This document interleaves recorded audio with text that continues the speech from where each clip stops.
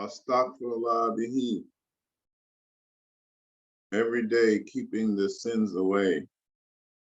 A dear Sheikh Ibrahim. Bismillahir Rahmanir Rahim. Allahumma salli wa sallim wa barik ala Sayyidina wa Maulana Muhammadi wa alihi wa sahbihi wa takabbal minni li wajhika al-karimi qali ta'iban ilayka bi astaghfirullah bihi. Astaghfirullah al-azim wa atub ilayhi min tawahirin wa min guyub. Sa'altuhu bihaqqi wajhillahi maghfiratan min jumlatil manahi. Tubtu lahu min jumlati sagairi ma'al kaba'iri wa min dama'iri. Ghafir li kulli ma taqaddama wa ma takhara wa ma bainahuma. Fahimni ya umma wa zidni ilma wa amalan wa adaban wa fahman. Rabbi al-ikshifu ula manafiya waj'al hayati min shika imaniya. اكشف لي الأسرار والغوامد يا خير من كشف سيرا جامدا لجمع جميع ما تفارق خالدا خاتمنا القريب وصافي الخالدا لكل ذات فخر الأدامية ربي بكم وتسلما كلاميا هب لي يا أخرام في تلاوة خيرا كثيرا منك والهلاوة بارك لي اللهم في حياتي واجعل فؤادي وتنال آياتي هب لي خوني بشرى كل من يتوب ولي ظواهر أبين مع الغيوب قبولا نكون به تهيرا من الذنوب والمآسي والآفات حتى أدخل الجنة التي وعد منتقم برحمتك Ya Rahman, Ya Rahim, where does the butterfly al-Fatiha 4 times? A'udhu billahi minash shaitanir rajim, la hawla wa la quwwata illa billahi wa huwa al-aliyyul azim. Al-Fatiha. Bismillahir Rahmanir Rahim. Alhamdulillahi Rabbil Alameen, Ar-Rahmanir Rahim, Maliki Yawmiddin. إياك نعبد وإياك نستعين اهدنا الصراط المستقيم صراط الذين أنعمت عليهم غير المغضوب عليهم ولا الضالين. الفاتحة. بسم الله الرحمن الرحيم. الحمد لله رب العالمين الرحمن الرحيم مالك يوم الدين. إياك نعبد وإياك نستعين اهدنا الصراط المستقيم صراط الذين أنعمت عليهم غير المغضوب عليهم ولا الضالين. الفاتحة. بسم الله الرحمن الرحيم. الحمد لله رب العالمين الرحمن الرحيم مالك يوم الدين. إياك نعبد وإياك نستعين اهدنا الصراط المستقيم صراط الذين أنعمت عليهم غير المغضوب عليهم ولا الضالين. الفاتحة. بسم الله الرحمن الرحيم. الحمد لله رب العالمين الرحمن الرحيم مالك يوم الدين. إياك نعبد وإياك نستعين اهدنا الصراط المستقيم صراط الذين أنعمت عليهم غير المغضوب عليهم ولا الضالين. آمين. صلاة الفاتحة 1 time. اللهم صل على سيدنا محمد الفاتح لما أغلق والخاتم لما سبق ناصر الحق بالحق وهادي إلى صراطك المستقيم وعلى آله حق قدره ومقداره العظيم. يا رحمن يا رحيم. 669. Ya Rahman, Ya Rahim, Ya Rahman, Ya Rahim, Ya Rahman, Ya Rahim, Ya Rahman, Ya Rahim, Ya Rahman, Ya Rahim, Ya Rahman, Ya Rahim, Ya Rahman, Ya Rahim, Ya Rahman, Ya Rahim,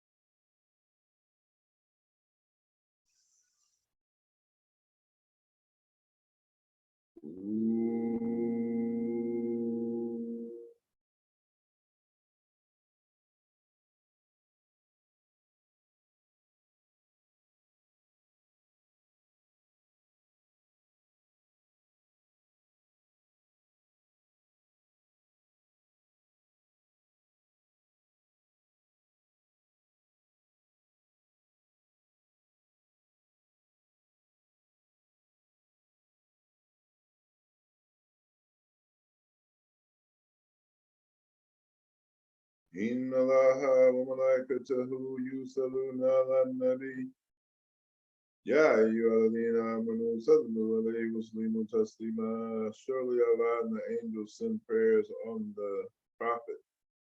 O you who believe, send prayers upon the Prophet in abundance. Salatul Fati. Allahumma salli ala Sayyidina Muhammad. Al-Fatihi lima uglika wa khatimi lima sabaka nasrul haqi bil haq. Wal hadi ila siratika mustaqim wa ala alihi haqqa qadrihi wal miqdar al-azim. Subhana rabbika rabbil izzati amma yasifun wa salamun ala al-mursalin walhamdulillahi rabbil alamin. Barke Sarin Salihu. Barke Sarin Salihu. Barke Sarin Salihu. Barke Sarin Salihu. Barke Sarin Salihu. Barke Sarin Salihu. Barke Sarin Salihu. Assalamu alaikum wa rahmatullahi wa barakatuhu, beloved family of light. Before we get started on this day, back to basics, Ibadah 101, Worship 101, as Sheikh Mustafa called it. This class will be on how to make the Salat and the Wudu, two most important aspects of our deen, Islam. But we received an email and phone call from an old friend of mine, Brother Audrey from Philadelphia, who is interested in taking his Shahada and Bayat initiation into our order. I would like to ask if Brother Audrey is here. Peace to the God, if he is. Peace. Hey, peace to Allah and justice. How you doing, brother? Peace, God. It's a blessing to hear your voice. I know years ago, back in the day, we used to see each other in Philadelphia. Indeed. Alhamdulillah. Indeed. Yeah, I purchased a couple books from you. Okay. Alhamdulillah. Alhamdulillah. Which books did you get? Well, I always tell this story. I got to pull them off the shelf. but I purchased the book at Black and Nobel, and I was sitting on Wow. the street reading it, and you was talking about a caterpillar in the book, and I was standing outside reading it, and I look on my shoulder, it's a caterpillar crawling on my shoulder 5 minutes after I finished reading it in the book. So It I ain't was hard thinking, to tell. yeah. What? After that, that's when I started really reaching out to you. You know what I mean? Because that's a sign, brother. yeah, that's what I was thinking. I mean, 5 minutes after I read it, and I don't generally see caterpillars crawling around in Philadelphia, but it was Right. one crawling right down my shoulder right after I read that. Was that recently or back in the day? No, this was when Black and Nobel was on Erie Avenue. This was about 10 Oh years yeah, that's ago. when you go. Yeah, it was about And 10 I know years ago. you journey and traveling with the 5% Nation of Gods and Earths is my home school. And but what made you decide you wanted to take the Sufi journey? Because basically a 5%er and the Sufi is on the same doctrine and teaching. Well, yeah, I agree with you. It's all of the journey to Islam. All knowledge is, everything is knowledge. So the goal is to obtain knowledge from the cradle to the grave. So I mean, it makes me a well-rounded person, and I can obtain more wisdom and understanding. Then I'm always down to learn as much as I can. yeah, and from my perspective, today's class is very important because in our degrees, we have the 5th degree of power refinement. Our power comes through self-refinement, and it just happens to be based off of the number 5. And in the Islamic teaching, we have the 5 salats. And if we practice those salats, we're actually practicing the 5th degree of power refinement. Peace. Yeah. So, of course, the Shahada is in Arabic. Ashhadu an la ilaha illallah, ashhadu anna Muhammadan Rasulullah. There's none worthy of worship but Allah. Allah is the only reality, manifesting as the true self, traveling through time. And Muhammad is the prophet of Allah is the first part, which is in Arabic. And the second part in Wolof is when we call the names of the sheikhs in our order that the Bayat initiation will link you to. And that will be said in Wolof. And our Sheikh Ahmadou Bamba says when someone takes the initiation, we always ask for you to say your name and your mom's name in the middle, because the blessing actually, my Umi said, shine your light on the world. So the blessing goes from the person taking the initiation to his Umi, to his mom, and travels through the mother's bloodline to bless the women in your family from your mother's bloodline for 7 generations, inshallah. We say the prayer, Ya Rahman, Ya Rahim, from Sheikh Ahmadou Bamba. And at the end, we will say Barki Sitting Sayu 7 times by the blessings of the avatar Sitting Sayu. Send the energy through the universe. You go over the crown chakra, the top of the head and the heart. And that is the initiation, inshallah. Now, is there anyone else in class today? I didn't even get to look to see who's all in here. Is there anyone else in class who has not taken their Shahada and Bayat who would like to join this caravan of light and lovers as we travel deep within the reality of Allah? Is there anyone else here who would like to? I don't think I see any. There might not be. Okay. Ooh, look at that. Sharif, Islam. Ooh, that picture is powerful, brother Sharif. All right. So I looked through, I don't think I see. Okay, brother. Raouf Bey, Islam. Oh, wait. Bismillah. It's a lot of beautiful souls in here. So are you ready, brother Adri? Peace. Okay, so we'll say the prayers together and make the dua and end with Barki Salim Sayin. Okay, so we say Bismillah, Bismillah, Ir-Rahman, Ir-Rahman, Ir-Rahim. Ir-Rahim. Ashadu and Ashadu an La ilaha la ilaha illallah. illallah. Ashadu and Ashadu an Muhammadur Muhammadur Rasulullah. Rasulullah. Sheikh Cheikh Abdallah Abdallah Sufi Sufi Ba Ba J J Bull Bull Nala Nala Sama Sama Bo Bo Adunya Adunya At At Al Al Akir Akir Rati Rati Chi Chi Barke Barke Serene Salihu Serene Salihu Sheikh Sheikh Abdul Abdul Ahad Aha Serene Falu Serene Falu Sheikh Ibrafal Sheikh Ibrafal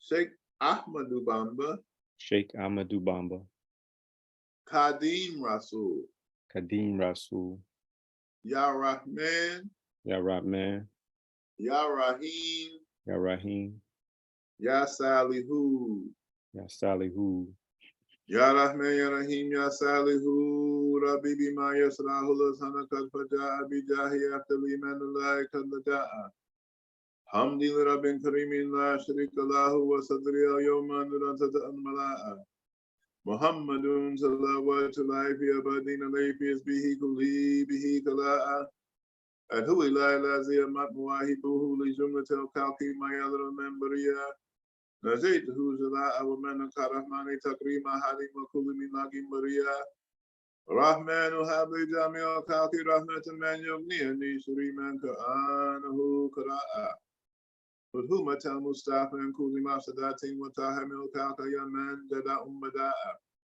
Ya Malik al-Muki Yamandalan Kawadin Irhamdami Awara Ya Hadi and Rada'a Ya Malik al-Muki Yamandalan Kawadin Irhamdami Awara Ya Hadi and Rada'a Ya Malik al-Muki Yamandalan Kawadin Irhamdami Awara Ya Hadi and Rada'a Mahauta Malkanaha who Kalbamin Larin Bijahi Aftali Man Lillahi Kadbaja'a. Please say your name and your mom's name. Adri and Clara. Brother Adri, the son of Clara, we are accepting your initiation and giving your initiation to Surin Saliu, our master, who we took the first initiation with. We are praying for you to be victorious over all negative energies in your cipher and to manifest the light of Allah of your true self so others can see Allah walking in Philadelphia. Al-Fatiha. Bismillahirrahmanirrahim. Alhamdulillahi Rabbil Alameen Ar-Rahman-Ar-Rahim Malik Yawmiddin. Iyaka na'budu wa iyaka nasta'in ihdina siratal mustaqim.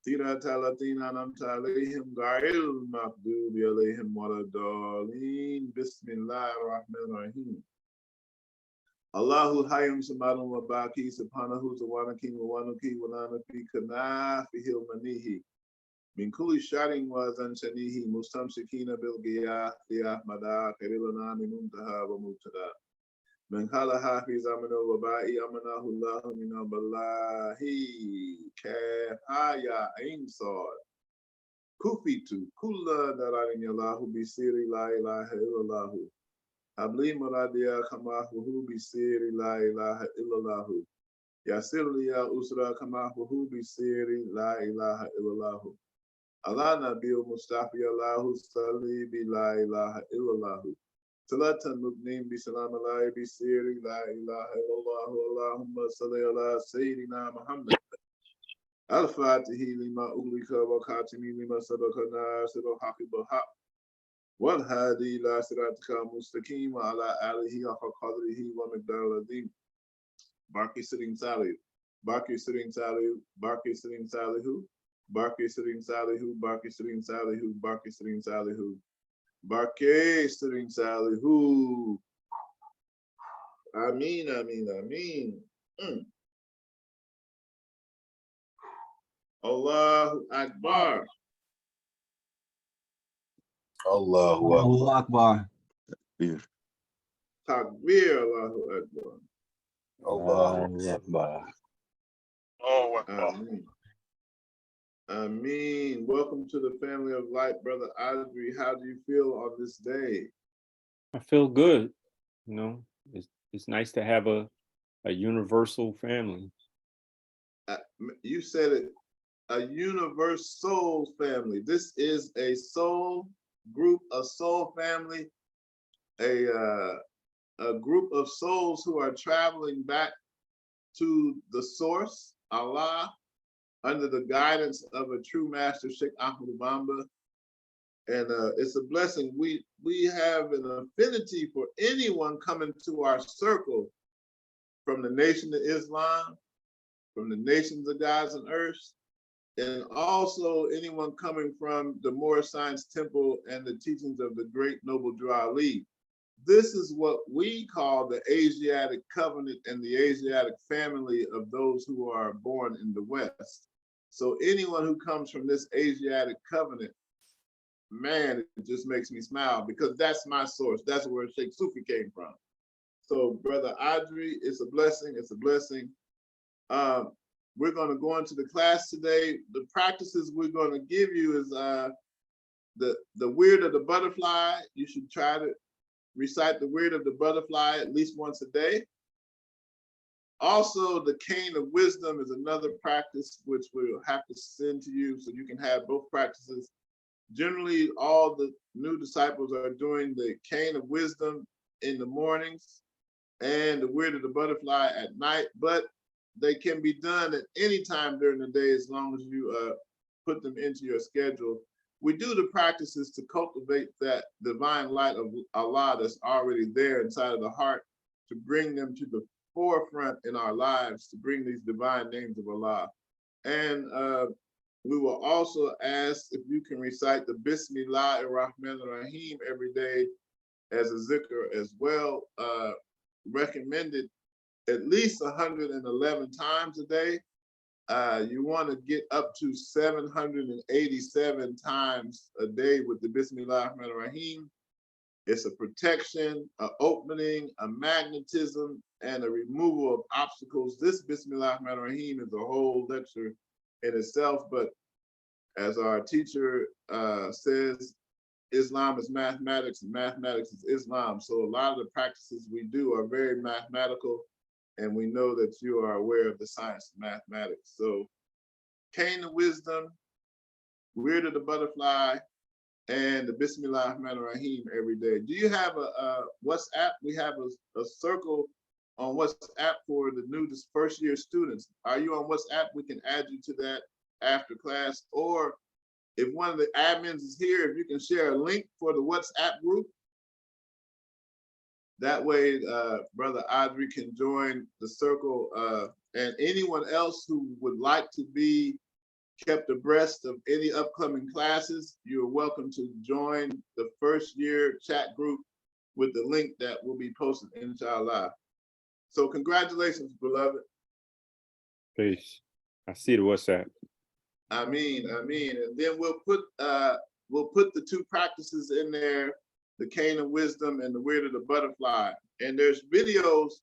We have a video on YouTube explaining the cane of wisdom. And there's a video explaining the weird of the butterfly in detail. So today's class, and if you're available every Sunday at 11 o'clock, we have a class here on Zoom.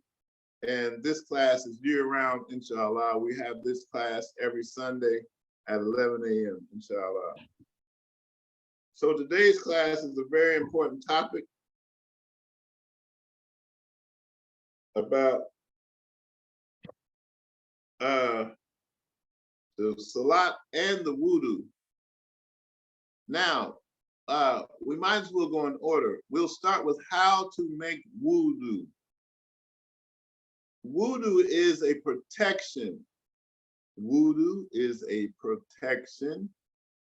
Wudu is a protection against negative energies, against jinn, against haters, shayateen, shaitan, because water is a manifestation of the rahmah. Water is a manifestation of the mercy of Allah. And anytime we are praying, doing any spiritual practices, and we're using any of the 5 elements, earth, fire, water, air, ether, anytime you're praying and you're utilizing 1, 2, 3, or any of the 5 elements in your practice, this practice becomes a part of what we call alchemy. Alchemy is the manipulation and the use of the forces of nature found in the 5 elements to produce a specific outcome in the physical world and sometimes in the spiritual world. So when we make a wudu, because of the use of water in the practice becomes alchemical. Who can restate in their own words what we just said about the 5 elements in alchemy? Is there anyone who can grasp this concept?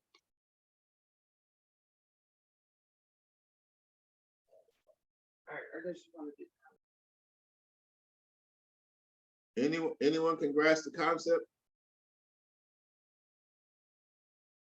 Assalamu alaikum wa rahmatullahi wa barakatuh. This is Rob. I'm new to the call. Welcome, brother. Islamism. Grasp the concept. You state one of the 5 elements, water, fire. I think you're breaking up, Brother Bay.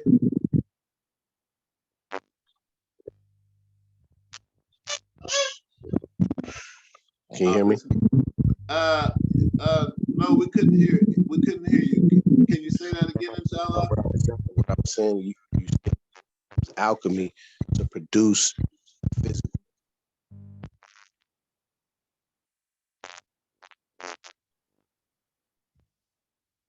Wow, I wish we could hear you, but I don't know, maybe, yeah, but we were not able to hear you, Brother Bay. Islam, can you hear me? Yeah, we can hear you now, but it keeps going out. Okay, my signal is bad. I was just stating that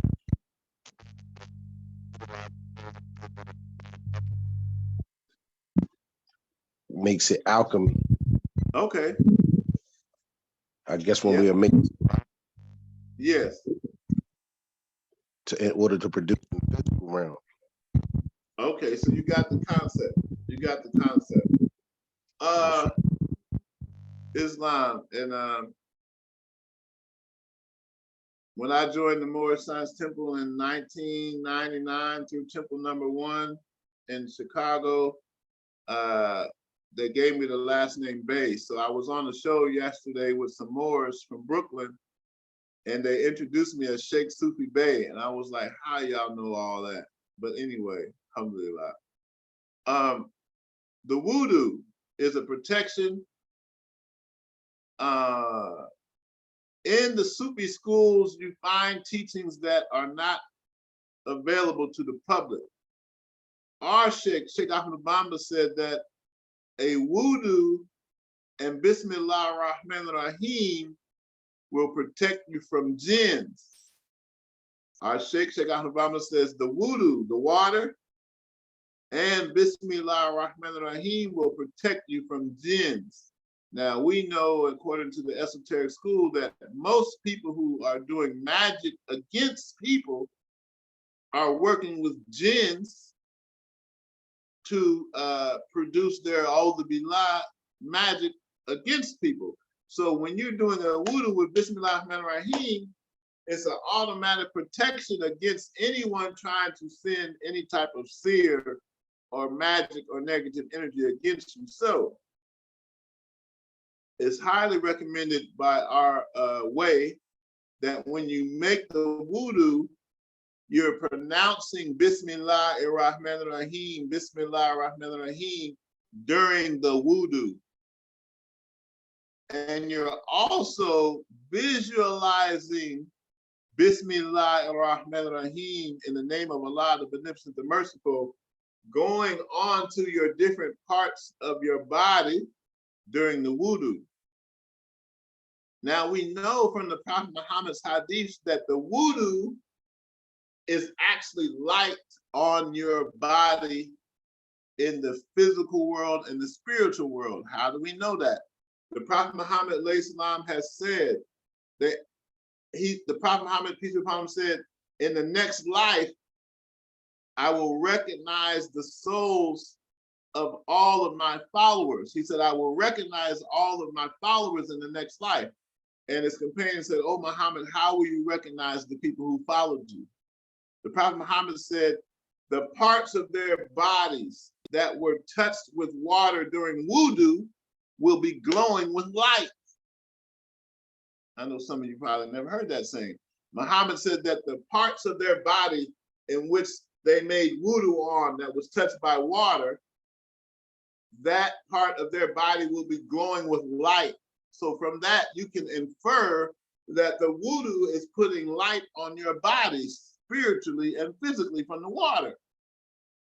Now, another saying of the Prophet Muhammad to make this even more reinforced is that the Prophet Muhammad said, if you have a wudu, and you should always keep your wudu.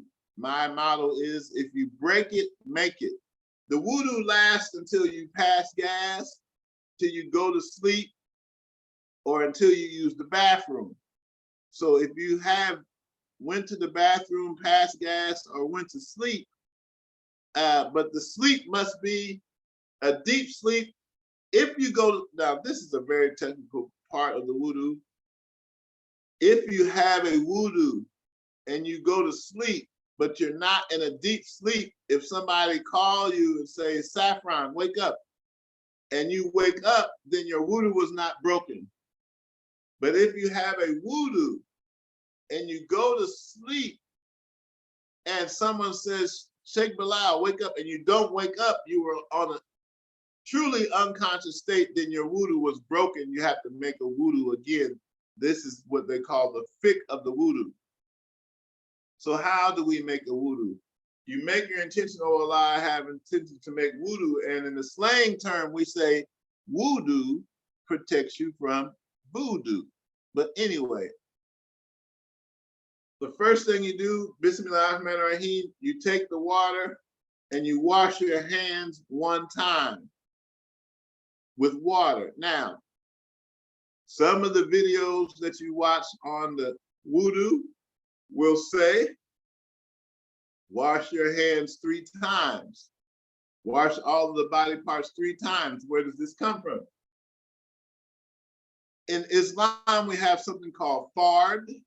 Y'all might want to write these 2 words down. In Islam, we have something that is a fard practice, like Master Fard Muhammad. Oops, did he just say that? Anyway, fard, F-A-R-D, fard means it's an obligation, obligatory, you must do this. So in the Quran, when Allah is describing the wudu, Allah says the fard, the obligation is to wash each body part 1 time. The other word I want you to learn is sunnah, S-U-N-N-A-H. The sunnah is, how did Prophet Muhammad do things, peace be upon him. The number of Prophet Muhammad is 3. The number of Sheikh Ahmadou Bamba is 4. This is a whole teaching. We're not going into that. We're just giving you that.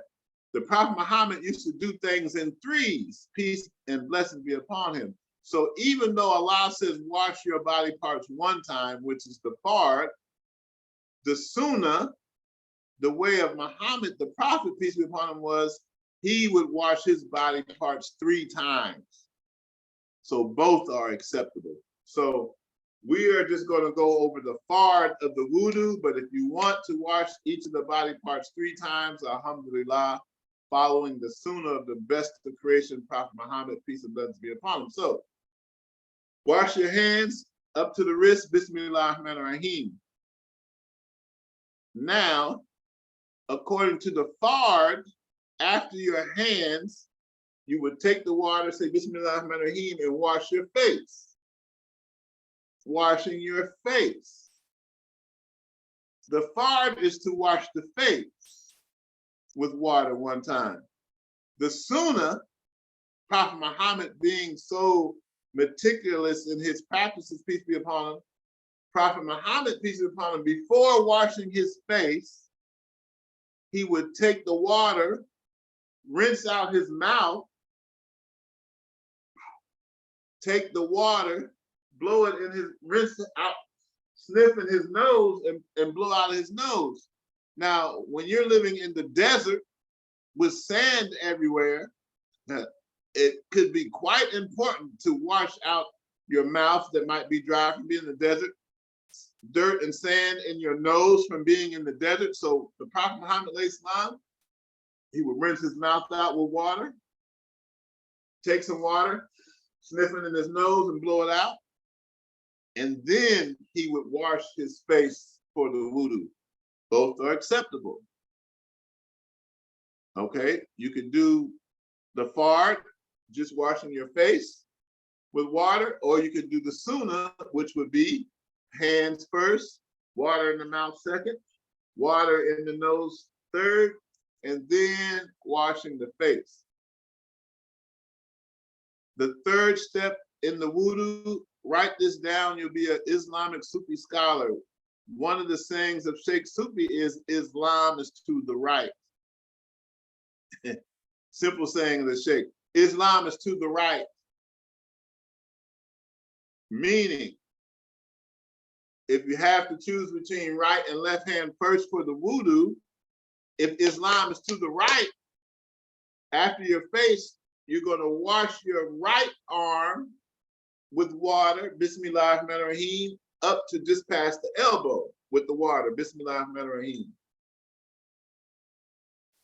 Water on the left arm, Bismillah ar-Rahman ar-Rahim with the water, visualizing it on the body, going up to past the elbow with the water.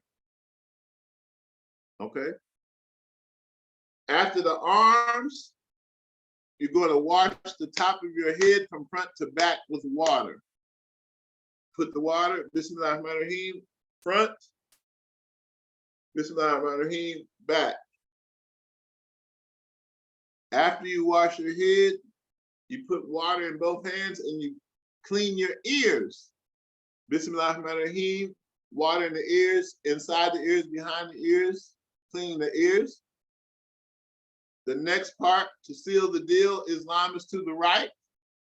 Do not do your left foot before your right foot. The Prophet Muhammad even went so far as when Prophet Muhammad was putting on his shoes, he would put the right shoe on first and put the left shoe on second. Okay, so take the water, wash your feet with water, top and bottom, to above the ankle. The water should go above the ankle. Why is that? I'm not really a literalist. I look for esoteric meanings in all of the teachings, but the Prophet Muhammad said about the wudu, I read this with my own eyes. I don't know why he said it, but Prophet Muhammad said, the dry ankle is in the hellfire.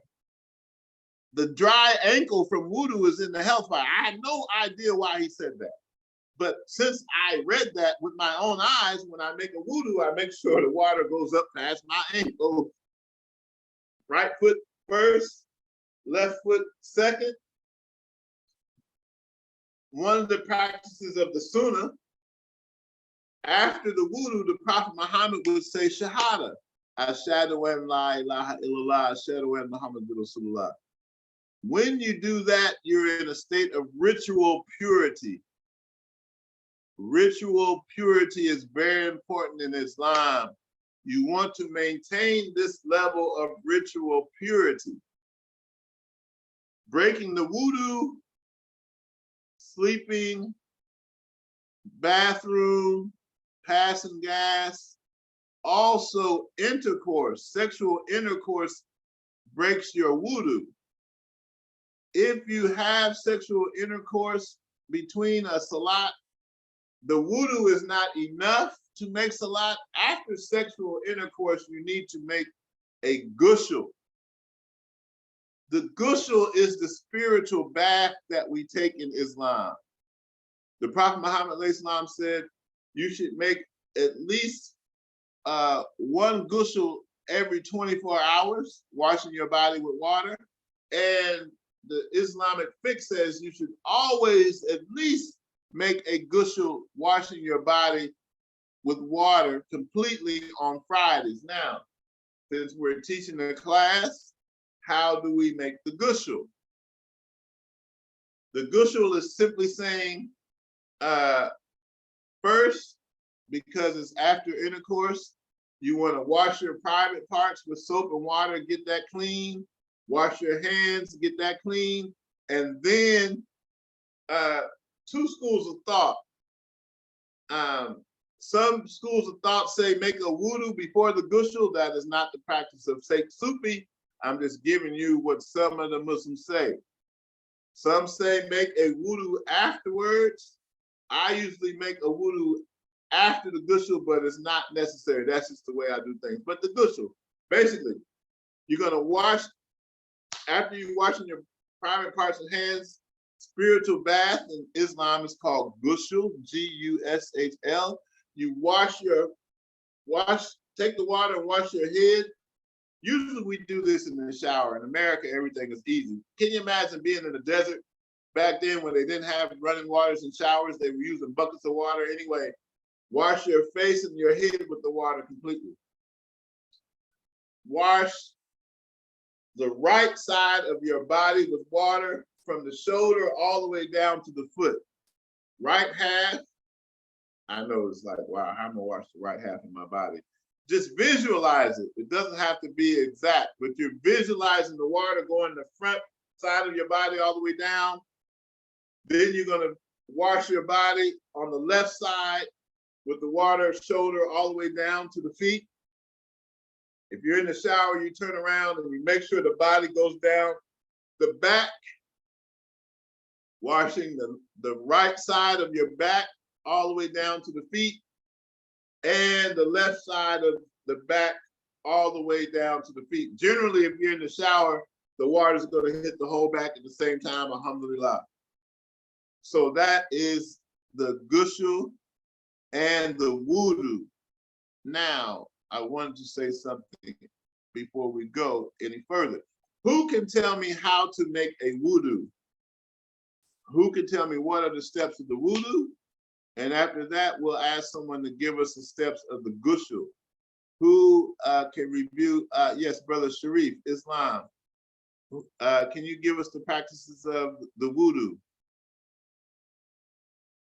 Assalamu alaikum, Sheikh. Yes, sir. Walaikum salam, beloved. Bismillah. So the first step is your intentions. Allahu Akbar. And then you wash your hands first, then the face, your hair, front to back. And Ears. And after the face, arms. Arms, stuck for Allah. No, alhamdulillah. Some people say the order is not important. Some people say the order is not important. But I usually do it in order so I know that I didn't miss anything.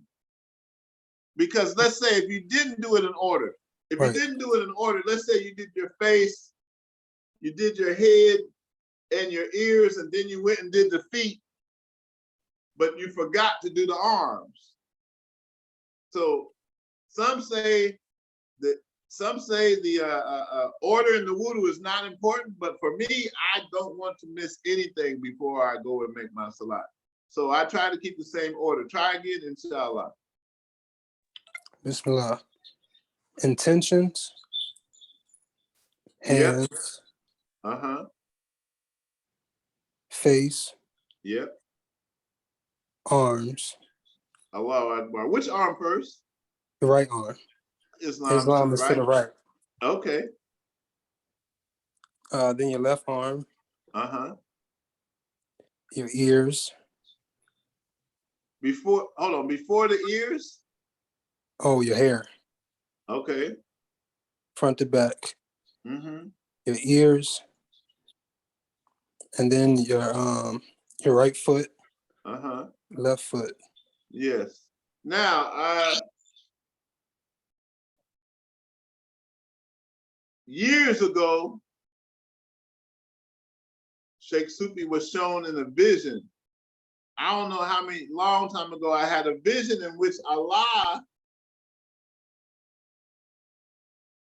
was showing me the inner esoteric reality of the wudu.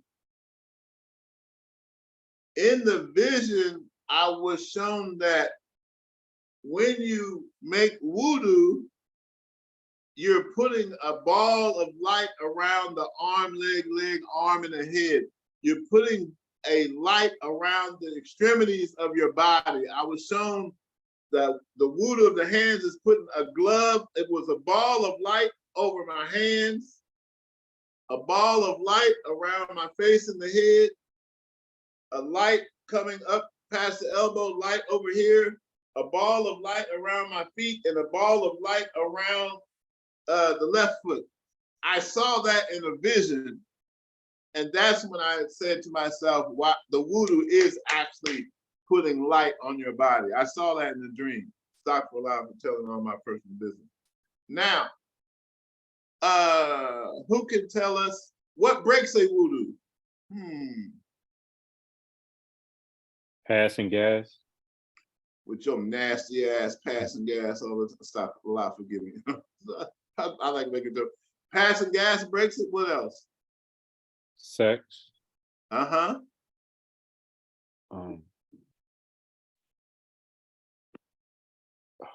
I can't think of the last one. Okay, who can help them out? Passing gas, sex, what else? Going in the bathroom? Okay, yes, going to the bathroom. Sleep. And one other thing can break your wudu. Sleep. Deep sleeping. Sleeping to the point that you don't wake up. Now, this is important to know because let's say you wake up in the morning. Oh, this is an Islamic Jeopardy question.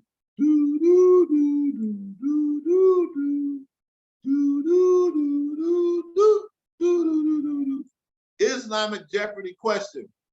If I wake up in the morning and pray the morning prayer with a wudu, 1 o'clock comes, I didn't pass gas, didn't have sex, didn't go to sleep, didn't go to the bathroom. When it's time for the 1 o'clock prayer, do I have to make another wudu or can I just do my prayer and make salat? What do y'all think?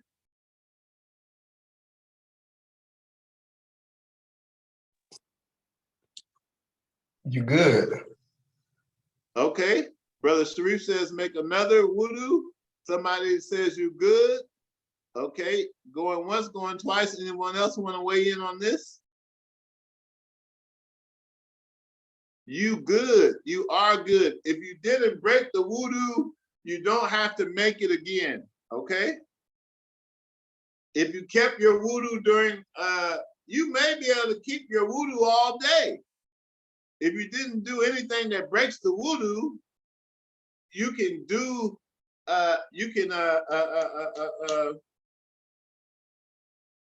keep the wudu all day. Brother Sharif, yes, a question. What about smoking or drinking?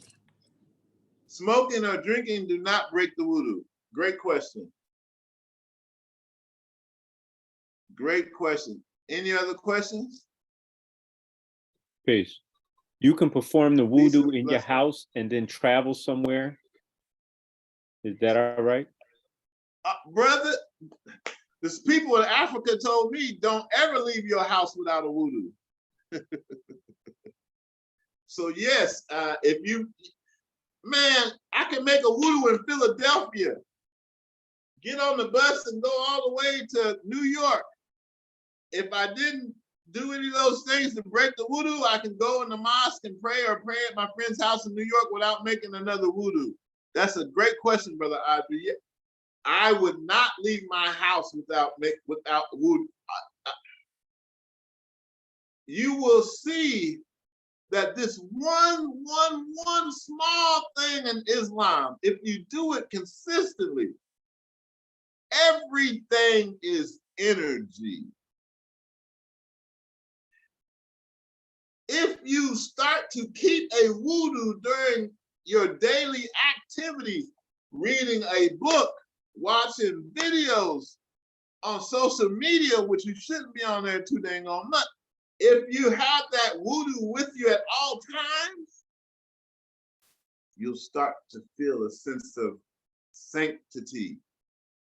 You'll begin to feel a sense of safety, a sense of purity.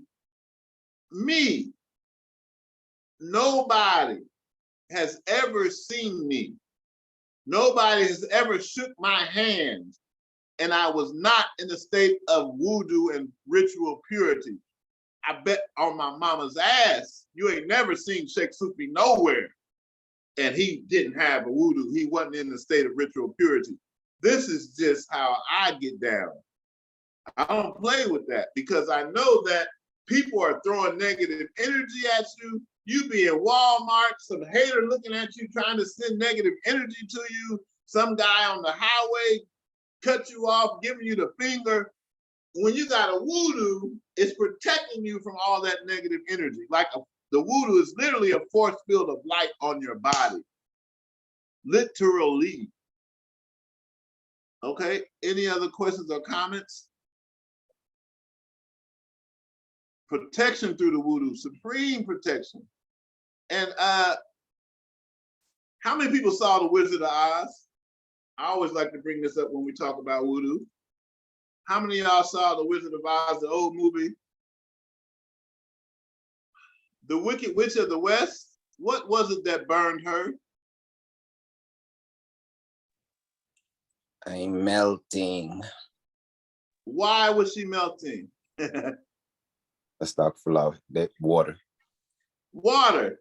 Anytime water touched her, she was melting and burning because she was a jinn. Water burns a jinn.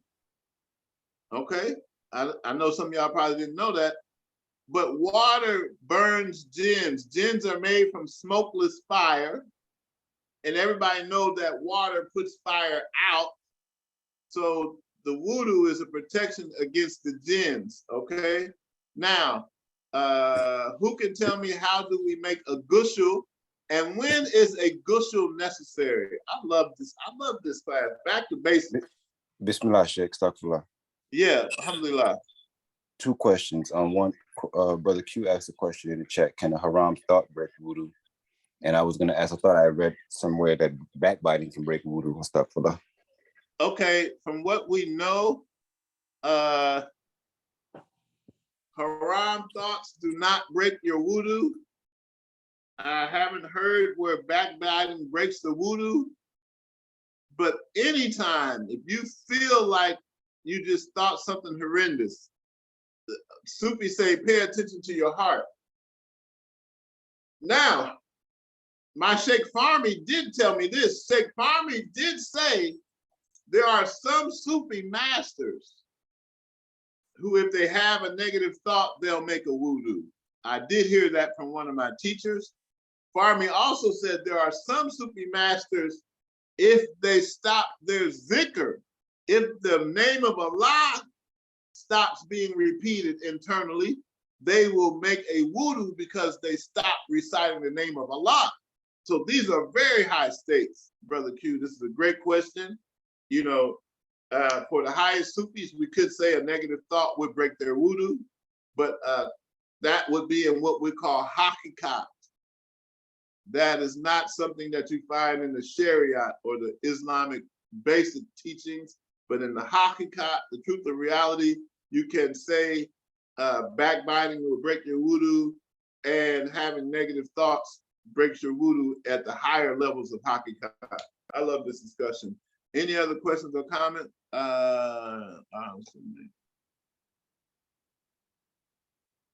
Man, with my phone turned like this, it's not easy to read the comments. Hold on one second. I'm gonna look in the chat. Let me see. It's a lot of good going on in the chat. Hold on. I heard some people make wudu under these circumstances because they believe it took them out of the state of consciousness of Allah, such as backbiting or anger or haram things. This is correct.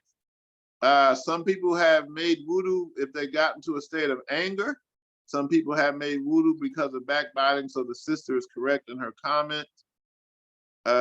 Stay away from the woman in the red dress. Okay, that's from the Matrix, yes. Can a haram thought break a wudu looking at the girl in the red dress? Yes, they can, Morpheus. All right, going back to the chat. Intentions are everything. Wudu, ritual purification, ghusl, full body. Man, y'all dropping jewels in the chat. Alhamdulillah, because of your book, Destruction of the Lower Self, I put my right shoe on every day, every time, man. It sounds small, but it's actually huge because it's something that the Prophet Muhammad used to do. Alhamdulillah. Peace and love, Brother Rauf Bey. I mean, this is a weird, we are reciting and say, okay, I mean, ooh, brother. Ain't nothing like Islam. All right, so we checked in with the chat. Who can tell me, when do you need to make a ghusl? And how is the ghusl performed? Anyone?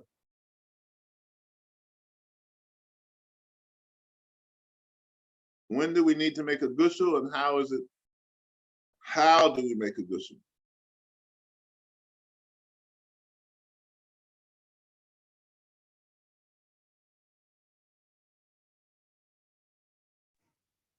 Bismillah, Oh, we Sheikh. got Brother Kaif in the building. Islam, Brother Kaif. Assalamu alaikum.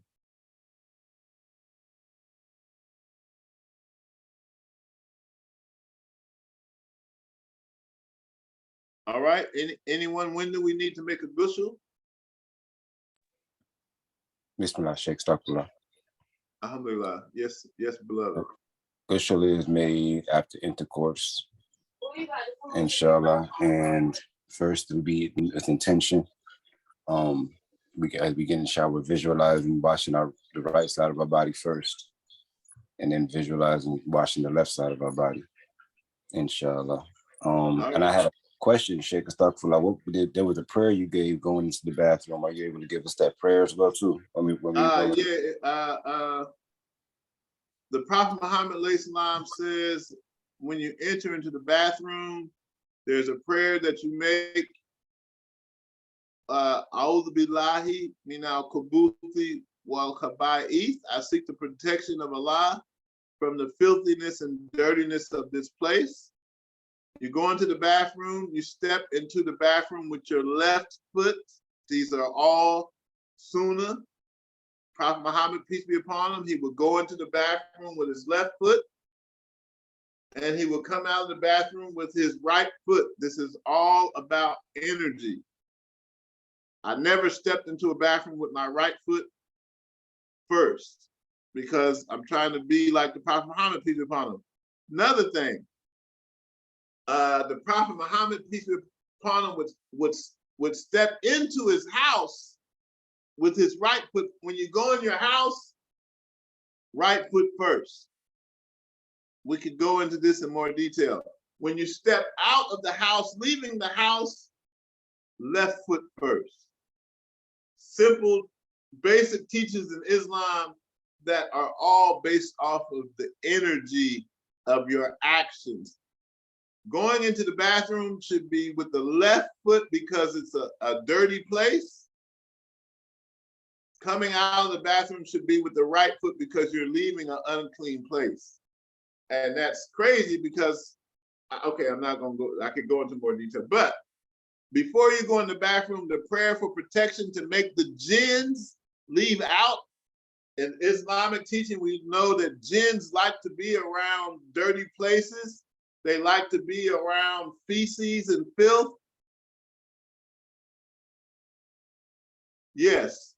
So the prayer before you go in the bathroom, A'udhu billahi minal, hold on, no.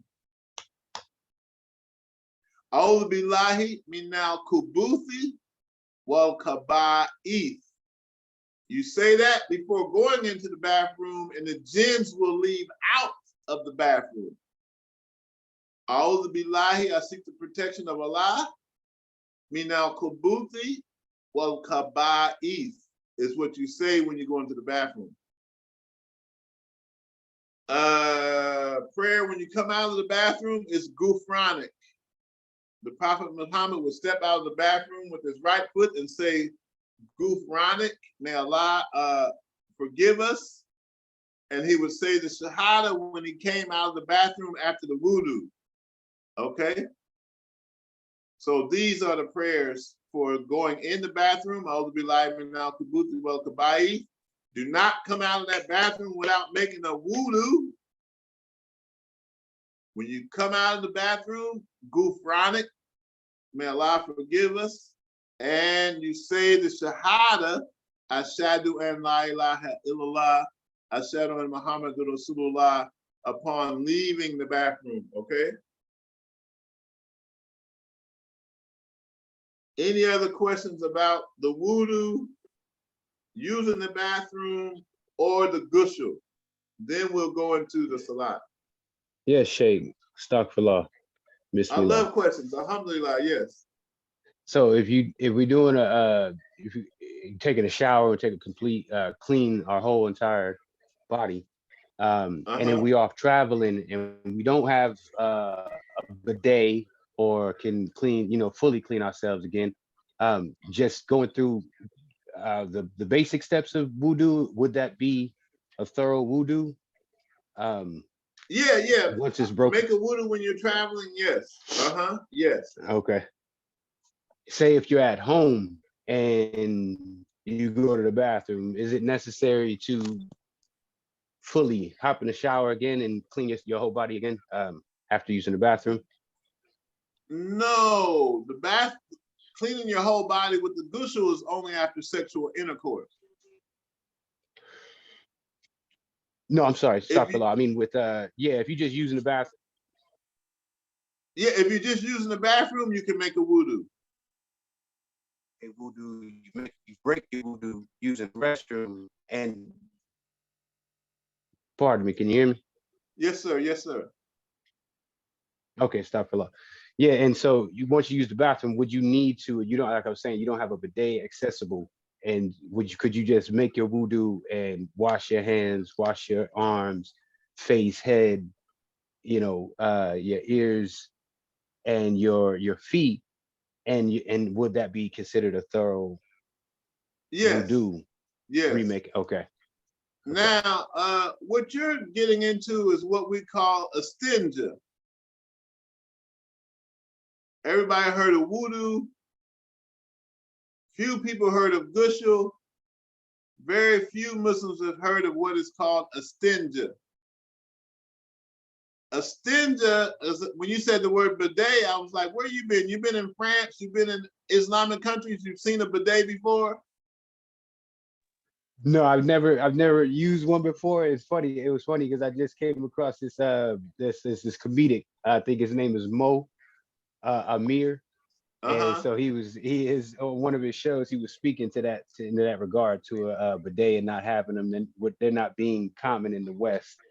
And so I I laughed about it, but I just thought if we don't use those commonly over here in the West. Yeah. So yeah, just wondering. And that's hilarious because my first times going to Africa in '96, I was confused because I would go in the bathrooms in some of the Muslim houses and they had something in the bathroom that looked like a little sink that was close to the floor with a water spout on it. And I didn't know what that was, but that was a bidet. So in Senegal, you see those. You see the bidet in the bathrooms in Senegal. And the bidet is used to make a stinger. But in the West, we don't have that. So generally in a Muslim bathroom in the West, you will see a bottle of water by the toilet, or you may see a bucket, you may see a small water pot for watering flowers. If you go in somebody's house from Senegal in America, there's going to be a cup, an empty water bottle, or a flower, something to water flowers with inside of their bathroom, because they're using that to make a stinger. So let me go into this quickly. The Islamic principle of a stinger is whenever you use the bathroom, you wash your private parts with water. Whenever you use the bathroom, you wash your private parts with water, the front, and the stinger is saying you wash the back with water. I don't mean to be giving too much information, but for people who got those brown marks in your underwear, that's shit. Yes, you walking around with shit on your underwear. So when you begin to take water and wash the back, cleaning the back part, cleaning your anus with water, no more brown stains in your clothes. Okay, so this is an important part of Islam. According to Sharia, some of y'all might not want to hear this, but this is a very strict rule according to the strict Muslims. The strict Muslims say, and I respect them, I love all Muslims, but the strict Muslims say, if you have a drop of urine on your clothes, Allah will not accept your salat. Ooh, that's pretty strict. That's very strict. The Sharia, Faqih, Fiqh Muslims say, if you have a drop of urine on your clothes, Allah will not accept your salat. So what do you think that means if you got brown stains on your clothes? No, it's not good for a Muslim. So we have to be meticulous. There's a Sufi book from Morocco. A Sufi book from Morocco called The Darkari Way, Chatelier Order. All these deep metaphysical teachings in the book, lectures from the Sheikh. But the first lecture in the book shocked me.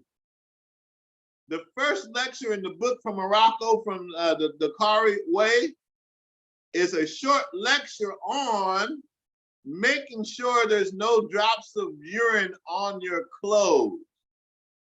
The Sheikh took time to talk about that in his book on Sufism, and I was like, wow, this is deep. So that's why he's asking, do I need to take a shower after using the bathroom to clean the back part? You keep a bottle of water in there, or at least take some paper towels and wash the back until there's no more feces, and then wash your hands so they don't be stinking. Do y'all want to hear a funny story in the life of Cheikh Sufi? Do y'all want to hear a funny, hilarious story in the life of Cheikh Sufi? Life of Cheikh Sufi?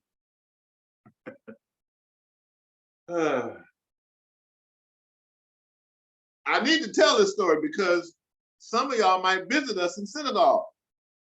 When I went to Africa the first time in 1996, I didn't know what it was to make a stinger.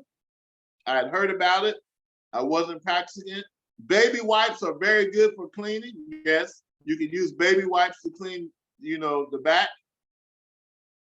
True unbelievable story. I went to Senegal in 1996, went to use the bathroom as we normally do, use the bathroom, whatever, flush the toilet, looked around, no toilet paper in the bathroom. Ooh, what you gonna do now, Mr. Sufi? Ain't no toilet paper in them bathrooms in Senegal. I'm here to tell you, ain't no toilet paper in the bathrooms in Senegal. but you will see a cup of water or a small pot to water the flowers with. I had to figure that shit out real fast. Stop a lot. So ever since then, I don't want to tell all my business, but I'm practicing Islam. I have not used toilet paper since 1996. I know y'all like, man, he nasty. How he doing that with his hand? Ooh, I hope it be diamond. They say ton of that gene. No tissue in Beijing in the restrooms either. No tissue in the restrooms in Beijing, China. With all them millions of people, they saving trees and money on paper. So, yeah, so I have not used toilet paper since 1996. I would say something else, but it's a little too graphic. But once you start washing yourself with water, the brown stains in your underwear will disappear immediately. I know that's too much information. Okay. It's a lot going on in the chat. I think, let me look in the chat and see what's going on. Hold on 1 second. It might be something I need to say. Okay, let's look in here.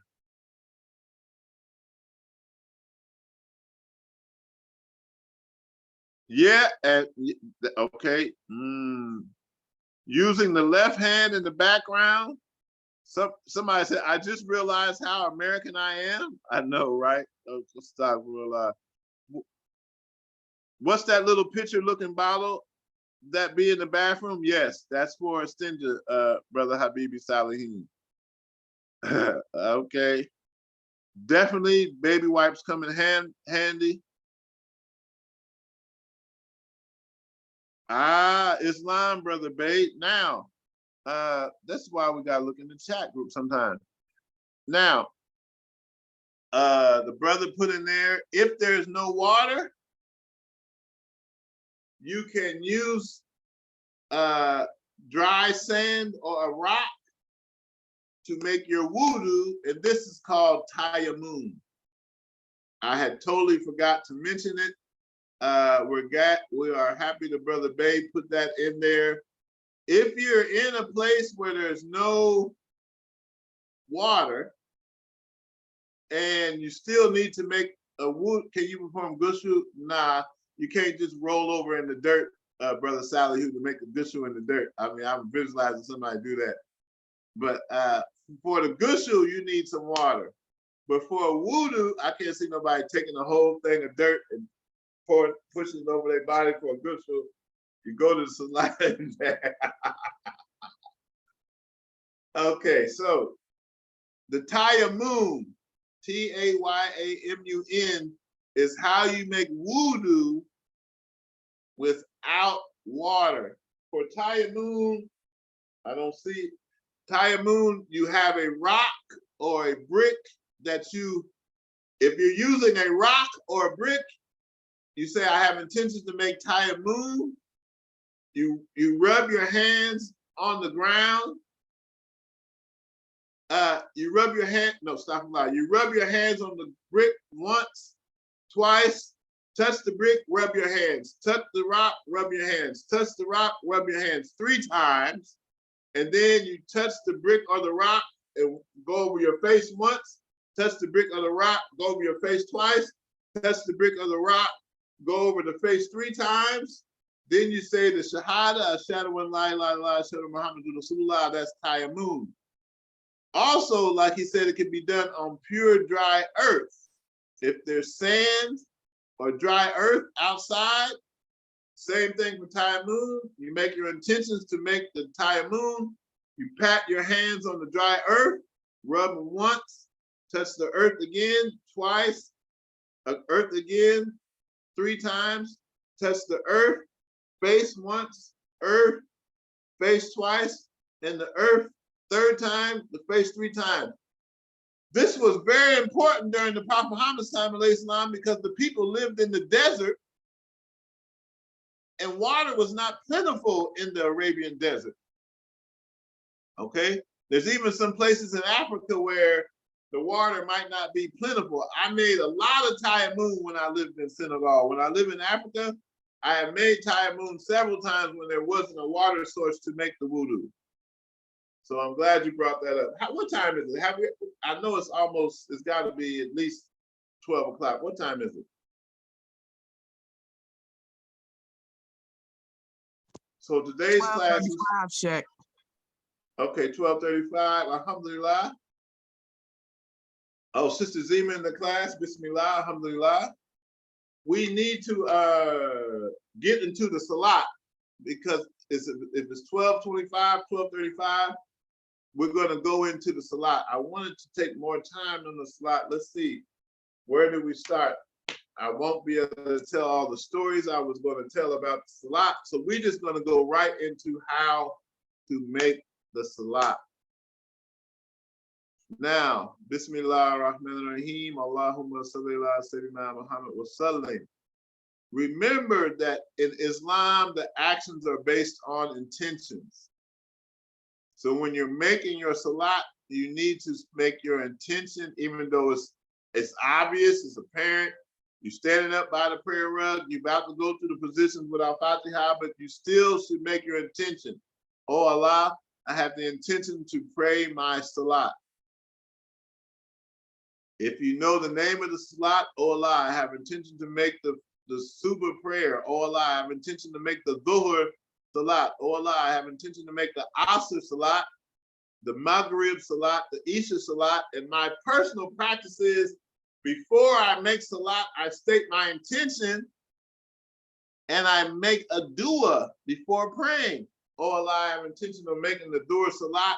Oh Allah, bless me with Iman. Most of the times I'm saying, oh Allah, I have intention to make my salat.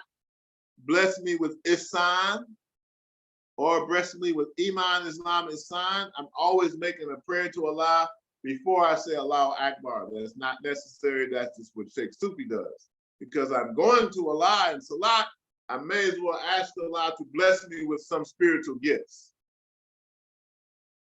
Okay? Now,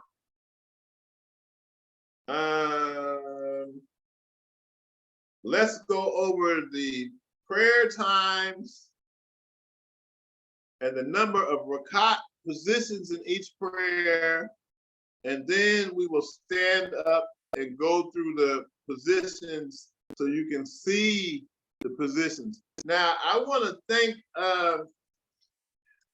thank Sister Zara, who was in the circle last night.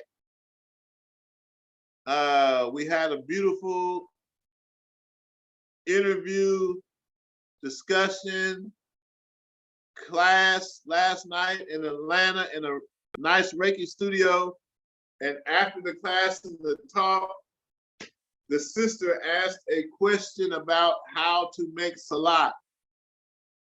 Immediately, we went into a class on how to make salat last night. We did the Isha salat, the night prayer with the group. We demonstrated how to do a 2 rakat salat for the morning prayer, and we discussed the practices of salat. And I felt some kind of way because I was like, wow. The sister took her shahada, took her bayat. She's in the order for almost a month, and we never had a class on how to make salat. Too busy with the esoteric,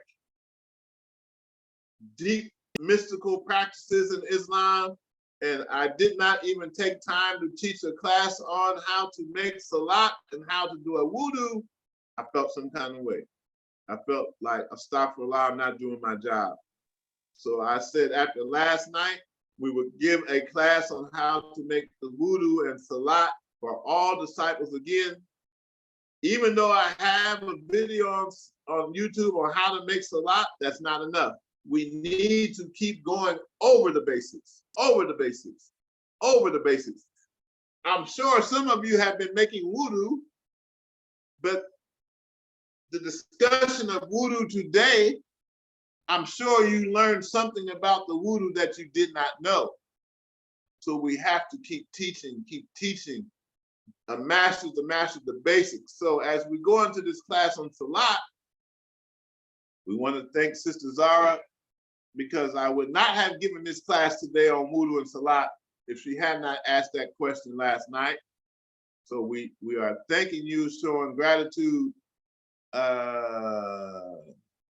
Alhamdulillah for Sheikh Zulu doing the Salat every morning in the radio show. That is a great blessing, so everybody can see the Kun Fire Kun radio show in the morning. You're seeing the Salat of 2 rakats every morning.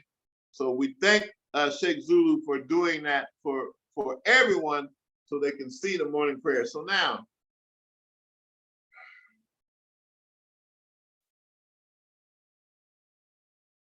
the Salat time is based off of the movement and positions of the sun.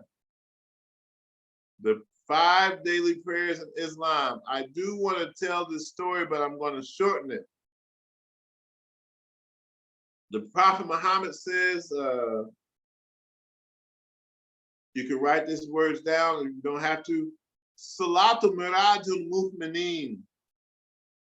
Salatul Mirajul Mu'mineen. I don't know a lot of Arabic, don't be impressed. I just memorized a few things that have to do with our worship and prayer.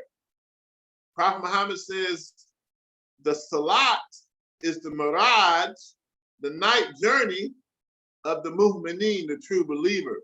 When you hear about the Salat, where did it come from? What are the origins of the Salat? The Prophet Muhammad made a Miraj. We celebrated it a few weeks ago in Rajab. The Prophet Muhammad took a night journey to Allah through the heavens. And when he got to the divine proximity of Allah, Allah told the Prophet Muhammad salam to make 50 prayers a day. This is important. We need to tell this part of the story. The Prophet Muhammad salam was given the order to pray 50 times a day on his Miraj night journey. As he traveled down to the heavens, he ran into the Prophet Musa, peace be upon him. Musa asked the Prophet Muhammad, how many prayers did Allah give to your community? Prophet Muhammad told Musa, Allah has asked us to tell our community to pray 50 times a day. Musa said to the Prophet Muhammad, oh no, they're gonna have cell phones, crack book, instant hand, social media, they ain't gonna be able to do no 50 prayers a day. And he said that, but he did say, your community will not be able to do 50 prayers a day. Go back to Allah and ask Allah to reduce the number. Allah, Prophet Muhammad asked Allah to reduce the number, he reduced it to 40. 40 salat a day. Can you imagine that? Prophet Muhammad saw the Prophet Moses again in heaven, told him Allah said 40 prayers a day. Moses said, nope, asked for a reduction. This went back and forth to Allah reduced the prayers to 5 times a day, 5 prayers a day, but a lot of people don't know this part. Allah told the Prophet Muhammad salam, your community should do 5 prayers a day. And Allah said, I will count each salat as 10. So every time they pray, I will bless them with 10 salat. So if they do the 5 salat every day, the angels will write on their account that they did 50 prayers that day. So every salat that we make, the angels are writing we did 10. Now that is a mercy from Allah. That every salat, you're doing 1 salat, but on the scales of deeds is weighing in as you did 10 prayers. 5 a day equals 50. So that's how we got the 5 prayers a day from the Miraj. Prophet Muhammad says, Salatul Miraj al-Mu'mineen. Your prayer is your journey to Allah, the night journey. Okay, so the Salat is based off the positions of the sun. The morning prayer is called Suba. Surprise! In America, they call the morning prayer Fajr. You go to Islamic countries, and in Africa, when I went to the mosque to pray for the morning prayer before sunrise, they got a chalkboard in the mosque with the prayer times. I look up there and see Suba. My students in synagogue don't use the word Fajr. They use the word Suba, meaning morning prayer. Now, what we find in the West, and I'm talking too much,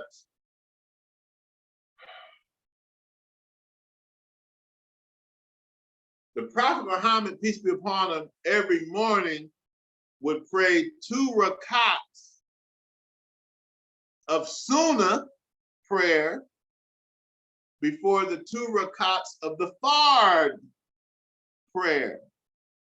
Our beloved Prophet Muhammad, peace be upon him, every morning before he would make the obligatory Fard Salat of Suba, he would pray 2 extra Sunnah rakats, and the name of those 2 extra rakats is called Fajr. Muslims in the West, we didn't get this teaching. The 2 rakats of Sunnah before the Fard rakats in the morning, you pray 2 rakats of Fajr first. There's a zikr that goes right there. We might not get to that today. And then you pray 2 rakats of the Fard Suba Salat morning. Now, the morning prayer, Allah is so merciful. The morning prayer has a window of 2 hours. The morning prayer is about from 2 hours before sunrise, when it's pitch black, all the way up until there's some light in the sky, and it's almost sunrise. How do we know this? A man came to the Prophet Muhammad, they ain't had watches back then. They ain't had no Adhan app on their cell phones. They ain't have cell phones. So a man came to the Prophet Muhammad, peace be upon him, and said, "Oh, Prophet Muhammad, what is the proper time for the morning prayer? What is the time for the Suba, the morning Salat?" The Prophet Muhammad didn't answer him. The next day for the morning prayer, the Prophet Muhammad came out real early. It was pitch black. And they prayed the morning Salat when it was pitch black outside. The following day, the Prophet Muhammad came to make the Salat, and there was light in the sky, but the sun hadn't crossed the horizon, and they made the Salat when there was light in the sky before the sun crossed the horizon. And the Prophet Muhammad looked at his friend and said, "The morning Salat is in between those 2 times which you saw yesterday and today." All right? So there's a window for the prayers. The morning prayer, pitch black, 2 hours before sunrise, all the way up to 10 minutes before sunrise. It's called Suba. The morning prayer is 2 rakats. You'll see that in the future. 2 rakats out loud. When we say 2 rakats out loud, that means the Al-Fatiha is said out loud. 2 rakats out loud, Al-Fatiha. Morning prayer. The second prayer is from 1 o'clock all the way up to 2 hours before sunset. So some people say, "Oh, I was at work at 1 o'clock. I didn't get to make my Salat." It doesn't have to be made exactly at 1 o'clock, but the Prophet Muhammad, peace be upon him, did say, the action most loved by Allah is the Salat on time. The action most loved by Allah is your Salat on time. So we try to be punctual in our prayers. That guy tell you, you got to be at work at 4:30. You're going to go clock in at Whole Foods at 4:30 or before 4:30. We respect time obligations when it comes to worldly matters. Children get out of school at 3 o'clock. You got to pick up the children at 3 o'clock. You ain't going to pick up your children from school at 4. You're punctual. You'll be there at 4 o'clock, at 3 o'clock to pick up the children. We are punctual when it comes to worldly matters, but when it comes to Allah, we're lackadaisical, and we're not always in a timely fact. Oh, Allah's beyond time. Allah's beyond time. Yeah, Allah is beyond time, but Allah loves the prayer on time. Prophet Muhammad talking, peace be and blessing be upon the prophet. So, even though the prayer starts at 1 o'clock, if you cannot pray at 1 o'clock, Allah is merciful. The window goes to 2 hours before sunset. That's called Salatul Dhuhr. T-H-U-R. Salatul Dhuhr is 4 rakats, meaning you're going through all the positions in the prayer 4 times. And Salatul Dhuhr is silent, meaning you can still say Allahu Akbar out loud, but the Al-Fatiha is said silently. 4 rakats. Remember, in Islam, whenever you're making a salat that has more than 2 rakats, after the first 2 rakats, you pause, you say the Shahada, Astaghfirullah, La ilaha illallah, Muhammadur Rasulullah, one prayer on the Prophet Muhammad. There's a lot of different narrations on how to do that pause. The simplest one is to say La ilaha illallah, Muhammadur Rasulullah, and stand up. I always say Astaghfirullah in the pause. Ashhadu an la ilaha illallah, Ashhadu an Muhammadur Rasulullah, and I'll do Sallallahu ala Muhammad, one prayer on the Prophet Muhammad in that pause after 2 rakats. If the prayer is more than 2 rakats, you take the pause, make the prayer of the dua, then you stand up and do 2 more rakats. The next salat is what we call Asr, A-S-R. The third salat is Salatul Asr. The window is 2 hours before sunset, all the way up until sunset. So that Asr prayer, the morning prayer and the Asr prayer, they change times based on what time the sun is rising and setting. The third prayer starts 2 hours before sunset, goes up to 10 minutes before sunset. It's a 4 rakat prayer called Asr, and Asr is silent, meaning the Al-Fatiha is not said out loud. The third prayer is called Maghrib, which means the west. Maghrib is when the sun is in the west setting. And the Maghrib prayer is said just after sunset, but there's still light in the sky. The Maghrib prayer is said just after sunset, while there's still light in the sky, and it's 3 rakats. Maghrib, the first 2 rakats, the Al-Fatiha is said out loud. The third rakat after the pause, the Al-Fatiha is said silent. This is Maghrib, 3 rakats. After sunset, the window for Maghrib is the shortest window. The time span of Maghrib is from sunset while light is still in the sky. After the sun crosses the horizon, there's still light in the sky. It takes about an hour for the sun to go so far past the horizon, there's no more light in the sky and it's dark outside. When there's no more light in the sky and it's dark, that is the beginning of the Isha prayer time. The window for Maghrib is only about an hour. The sun go down, it's light in the sky. Try to do your 2 rakats out loud, 1 rakat silent, the 3 rakats of Maghrib. If you want to do it on time, you got to do that prayer while light is in the sky, but you only got an hour window because after 1 hour of the sun going past the horizon, it's going to be dark, and then it'll be time for the Isha prayer.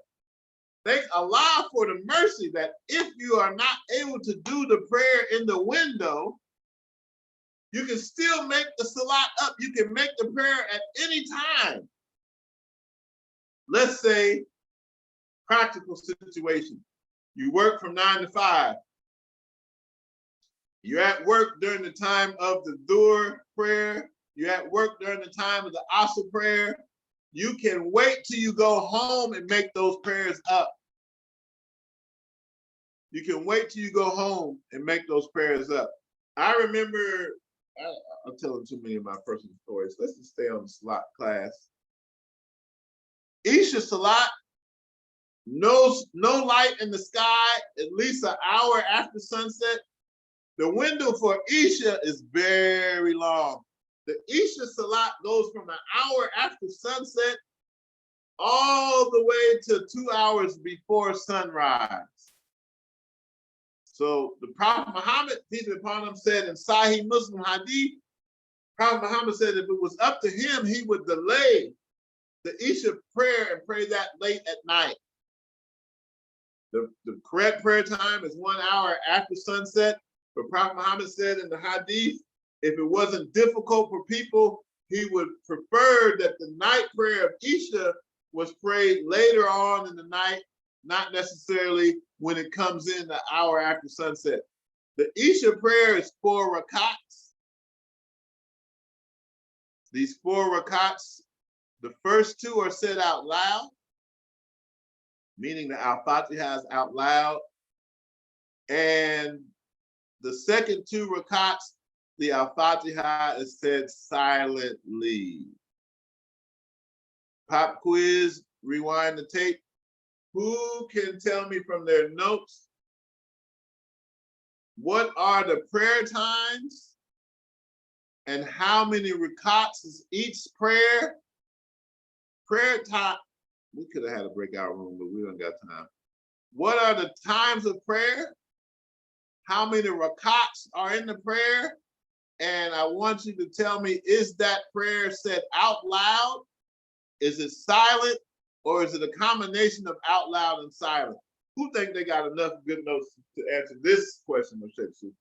Ha ha ha.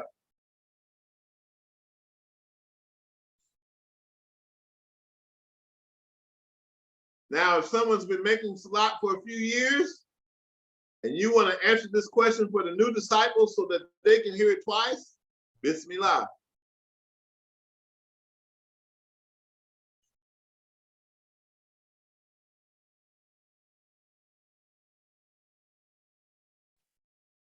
Bismillah, Sheikh. Rahman Rahim, beloved, yes. So you said the time, the name, and wait, repeat the question one more time. Yeah, just the name of the salat, the time, when is the window for it, how many rakats is that prayer, and is it out loud, is it silent, or is it part out loud and part silent? I know that's a lot for, we should have had a breakout group, but we're running out of time. So we're just gonna ask one person to give this, and then we'll go through the positions and what to say. Okay, Bismillah. So the first salat is Salatul Suba, or Salatul Fajr in the West. It's 2 hours before sunrise with 2 rakats out loud. So we'll be saying the Al-Fatiha out loud, 2 rakats. And the second one is Salatul Dhuhr, which is around 1 o'clock, which 4 rakats, they're silently. The third is Salatul Asr. I don't know if you were saying these names, but the third one is Asr, 4 rakats silent. Okay, very good, very good. Is Salatul Maghrib, which is 2 hours before sunset. Right? Hold on. Yeah, 2 hours. No, Salatul Maghrib is after sunset, but you said it's 1 hour. Salatul Asr is 2 hours before sunset. Right, correct. Okay. Okay, so you got Dhuhr and Asr, they're silent during the day. I remember it by remembering when the sun's out, everything's silent. Then when the sun sets, it's out loud. So you have can you say that again? That's a very, very fine point, but you are correctly. Can you say that again so everybody can hear the point about when are the prayers completely silent? Because you When the are sun is correct. out. When the sun is out, everything is silent. Yep. When Very the good. sun, yeah, when it's the sunset, you say it out loud. So Salatul Maghrib, Salatul Suba, Salatul Isa. The last one is Salatul Isa, which is 4 rakats.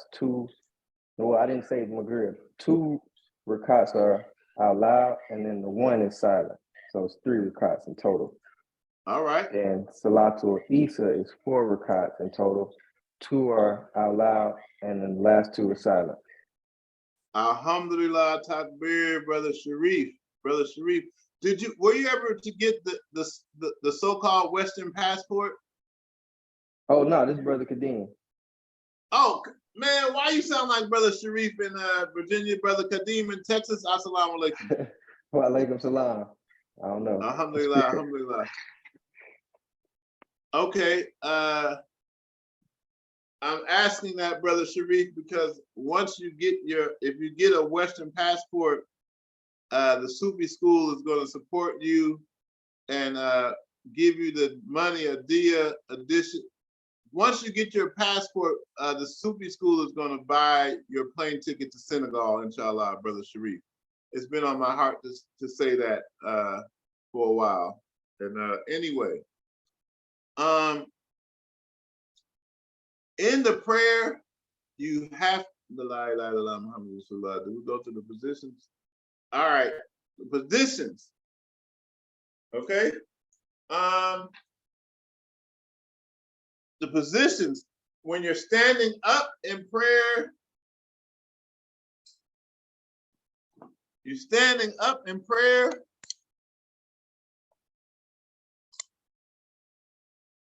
Standing up. This is called Qiyam. The position of standing up is called Qiyam. You stand, make your attentions, say Allahu Akbar. Most of us touch the ears. Some people just put their hands up. But Allahu Akbar is saying, I'm cutting off everything and focusing on Allah, Allahu Akbar. When you're standing up, you have to say Al-Fatiha. Every time you stand up, first thing you say is Al-Fatiha. Bismillah ar-Rahman ar-Rahim, Alhamdulillahi Rabbil Alameen, ar-Rahman ar-Rahim, Maliki yawmiddin. Iyyaka na'budu wa iyyaka nasta'in, ihdina siratal mustaqim. Siratal ladzina an'amta alayhim ghayril maghdubi alayhim waladdallin. Ameen. The Al-Fatiha is fard, obligatory in the Salat. Any other chapter after Al-Fatiha is a sunnah. You don't have to say another surah after Al-Fatiha, but it's a sunnah to say another chapter, surah. So after Al-Fatiha, Wala Darling Ameen, Allahu Akbar, you go into this position called Raku. In the Raku, you're going to say 3 times, Subhana Rabbil Adim. Subhana Rabbil Adim. Glory to my Lord who is the Almighty.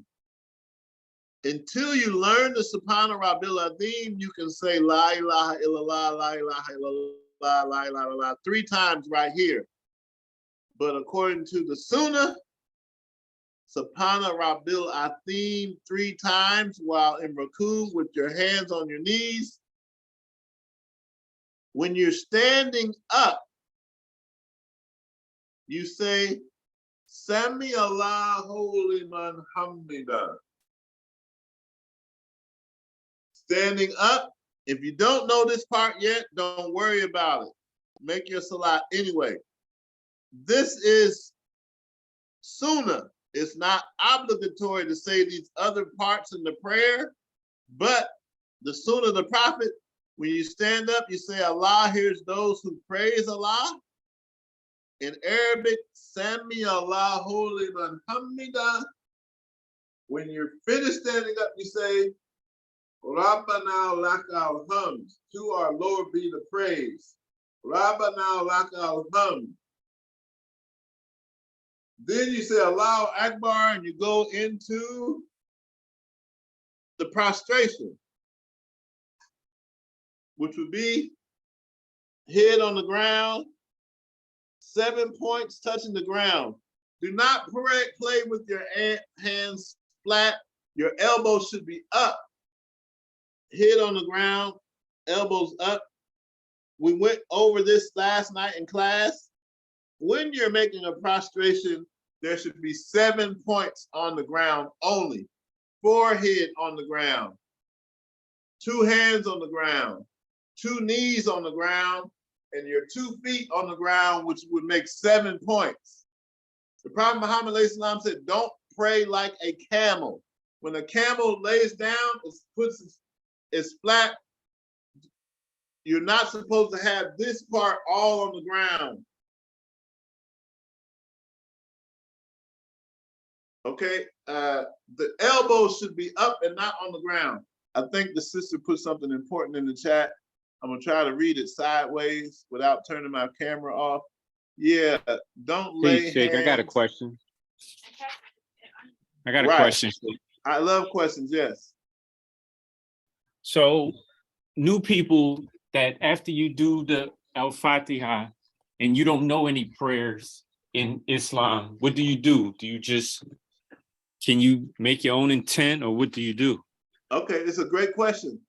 For new disciples, remember we talked about Fard and Sunnah?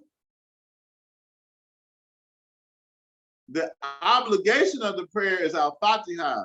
You don't have to know any other prayers to make Salat other than Al-Fatiha. Okay, my brother? Is in English okay until you learn Arabic? Now, I'm gonna give my own. Allah speaks every language. Allah speaks every language. Allah speaks every language. My recommendation is to immediately start praying in Arabic. Don't wait until you have it memorized. When I was first learning my Salat, I did not have Al-Fatiha memorized. But guess what I had? I had Al-Fatiha transliterated on a note card. I wanted to pray in Arabic so bad. When I started making Salat, I was doing this. Allahu Akbar. I was reading it off the note card, and I would say Allah and put the note card on my knee and go through the positions. Facts. I ain't scared of you motherfuckers. I was like, I'm gonna pray in Arabic today. So I had just it like on that. the note card, and I was reading the transliteration off the note card. And after doing that so many times, I memorized it, and I didn't need the note card. So my recommendation is this. Yes, Allah speaks every language. Yes, Allah is merciful.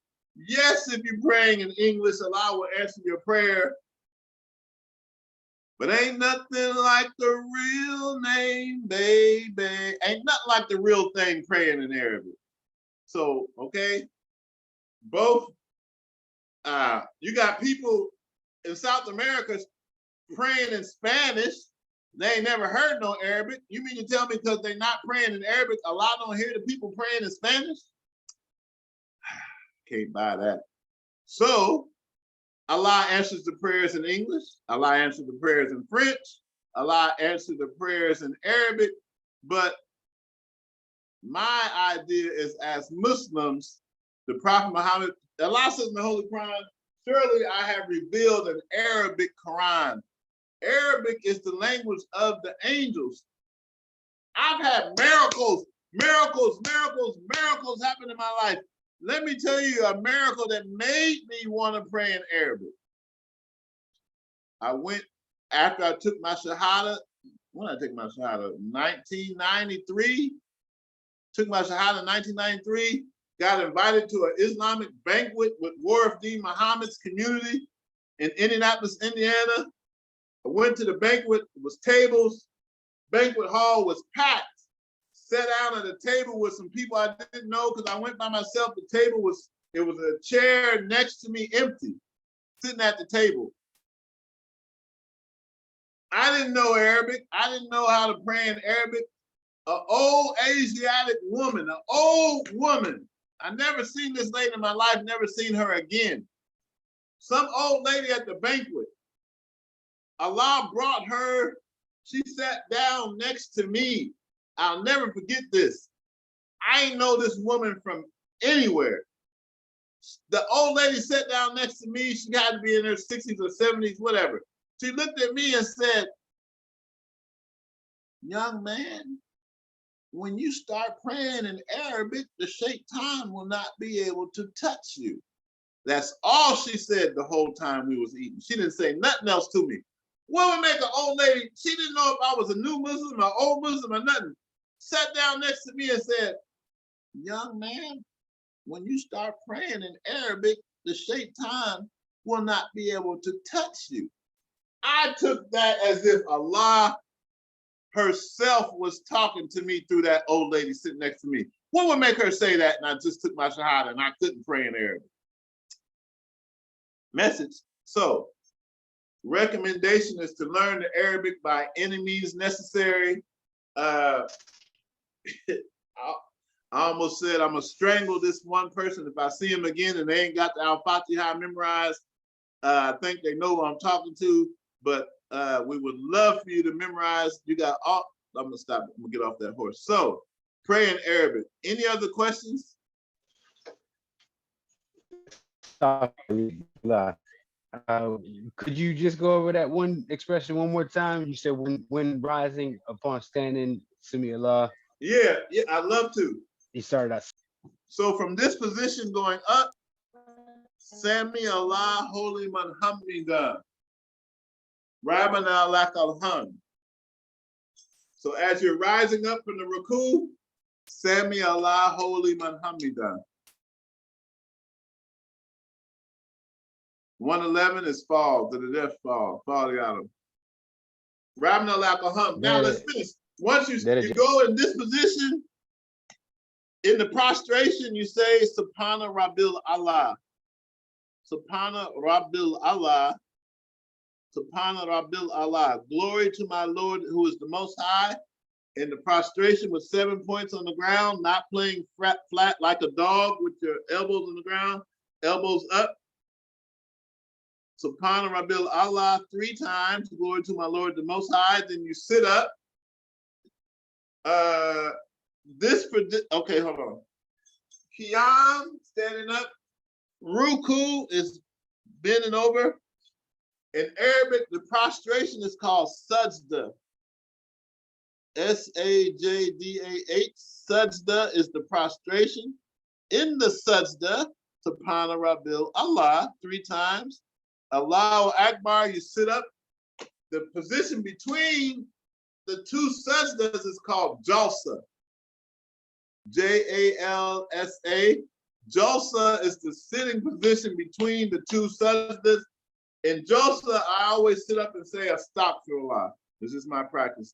I say astaghfirullah. Then we say Allahu Akbar, and you make a second prostration. In the second sajda, Subhana Rabbil Azim 3 times. And after the second sajda, you say Allahu Akbar and stand up. That counts as 1 rakat. Okay? The morning prayer, you're going to go through all those positions twice. After the second sajda in the morning prayer, you sit up. You're going to say a simple one. I'm going to say the whole prayer, and then I'll give you a simple one.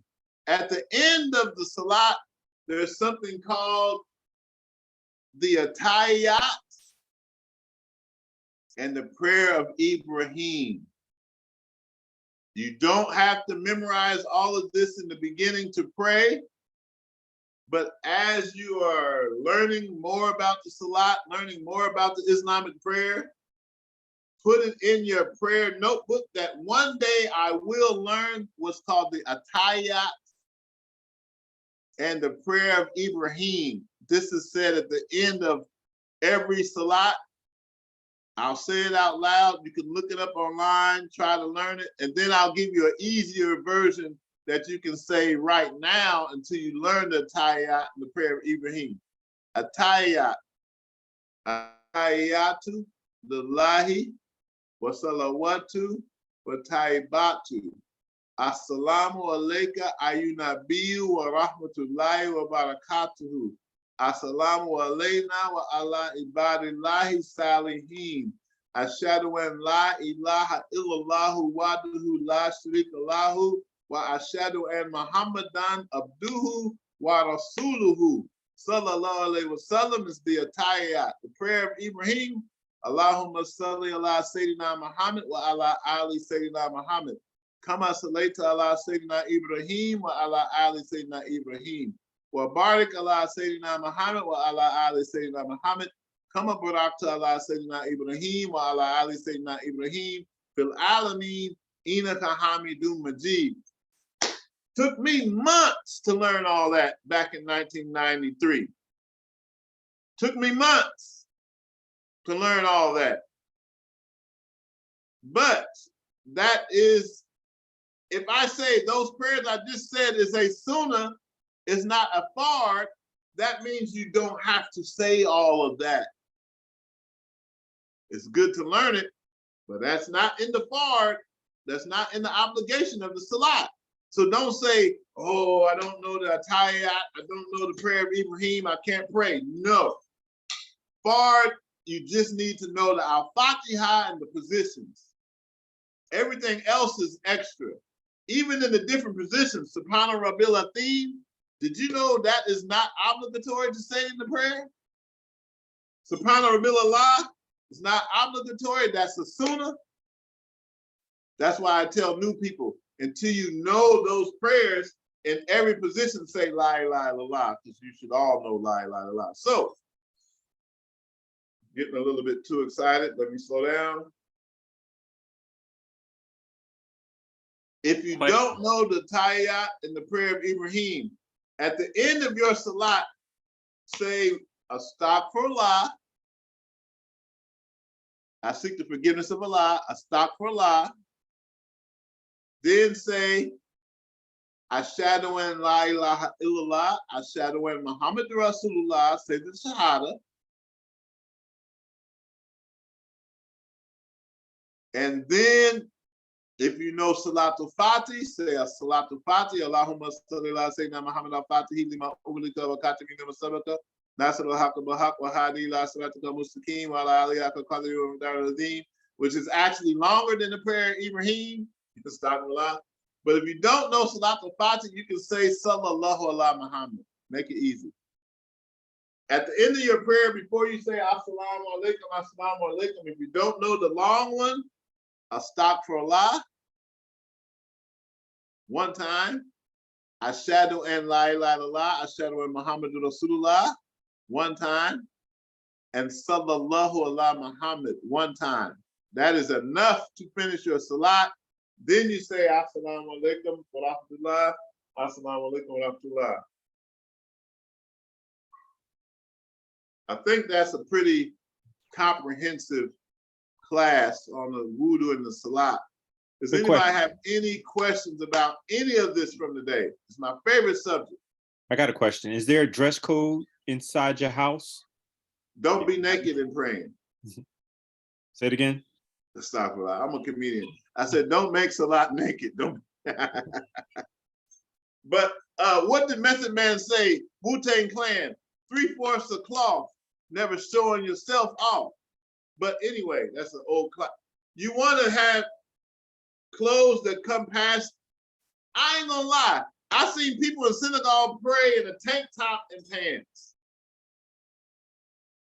But try to have a so-called Muslim dress code where you're covering your body. At least have on pants that you see people from Arab countries making salat with short pants on. The pants should come past the knees and the shirt should come past the waist and the elbow. One of the hadiths I saw from the Prophet Muhammad, Prophet Muhammad said that he liked the long shirt. Don't know why he said that. Prophet Muhammad said, I like to wear a long shirt. This is a long shirt. So you want to have Islamic dress, so to speak, but the true Islamic dress is to cover your heart. Yeah, I hope this is a lot, but I was like, today we're going to go into Wudu and Salat. The Ottawa, Sister Saffron, how would you define Ottawa for people who don't know what that word means? The Ottawa should be covered for sure. How would you define that for people who never knew that word?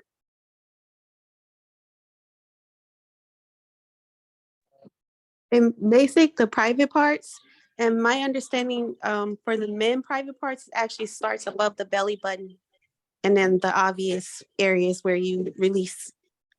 Okay, alhamdulillah. You don't want to be making salat with a halter top on with your belly button out. SubhanAllah. All right.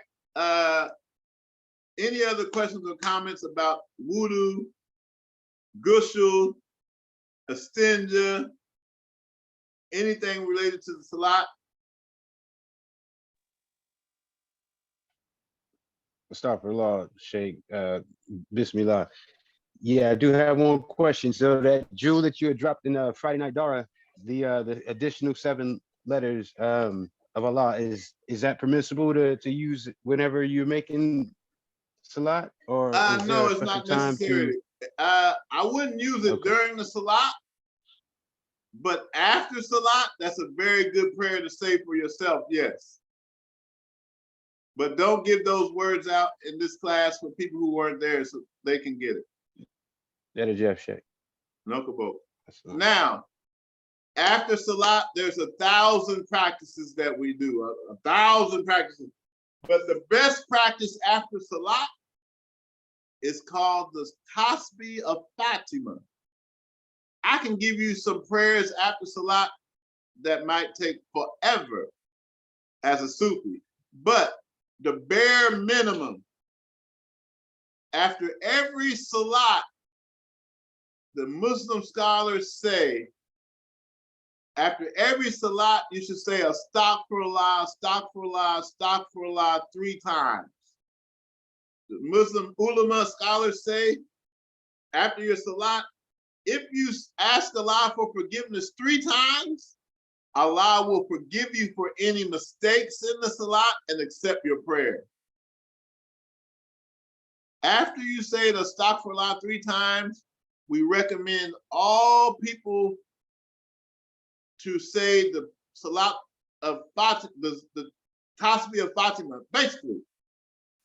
Alhamdulillah 33 times. Hold on, subhanallah, subhanallah. Subhanallah 33 times. Then alhamdulillah 33 times. And then Allahu Akbar 34 times. We're going to keep it simple today. We're not going into the other super practices. After salat, astaghfirullah 3 times, subhanallah 33, alhamdulillah 33, and then Allahu Akbar 34. 2 years ago, we put out we got a PDF floating around from our Sufi school that has zikrs and practices that you can do after salat. All of that is not necessary. We practice in the Sufi way. We have a lot of extra prayers and askar and zikr and dua we do after salat. It's not obligatory, it's an option. But what you should do, astaghfirullah 3 times, subhanallah 33, alhamdulillah 33, Allahu Akbar 34 after every salat. All right? Prophet Muhammad gave that zikr to his daughter Fatima. There was a time when Fatima was doing housework. May Allah be pleased with her. Please grant us light from Fatima, the daughter of the Prophet, peace be upon both of them. Fatima was doing her housework and chores, and she asked the Prophet Muhammad, her father, "Oh Muhammad, can you give me a helpmate or someone to help me clean the house?" And Prophet Muhammad said to his daughter, "Oh, Fatima, I can give you something that is better than that." She said, "Okay, what is it?" So Prophet Muhammad said, instead of giving you someone to help you clean your house, after every salat, say Subhanallah 33 times, Alhamdulillah 33 times, and Allahu Akbar 34 times. That's why this is called the Tasbih of Fatima, or the Zikr of Fatima, because it was given to her by her father, Prophet Muhammad alayhi salam, to say after every salat. So if we do that, that's enough to begin for the after salat practices. Any questions about this? This is a very important topic. Establish the salat, establish the salat, establish the salat. It's necessary for journeying the path and for protection. Allah says in the Holy Quran two things. Allah says in the Quran, establish the salat for my remembrance, to remember Allah. And he says in the Quran, making the salat will prevent you from doing bad deeds. All right? Any questions or comments?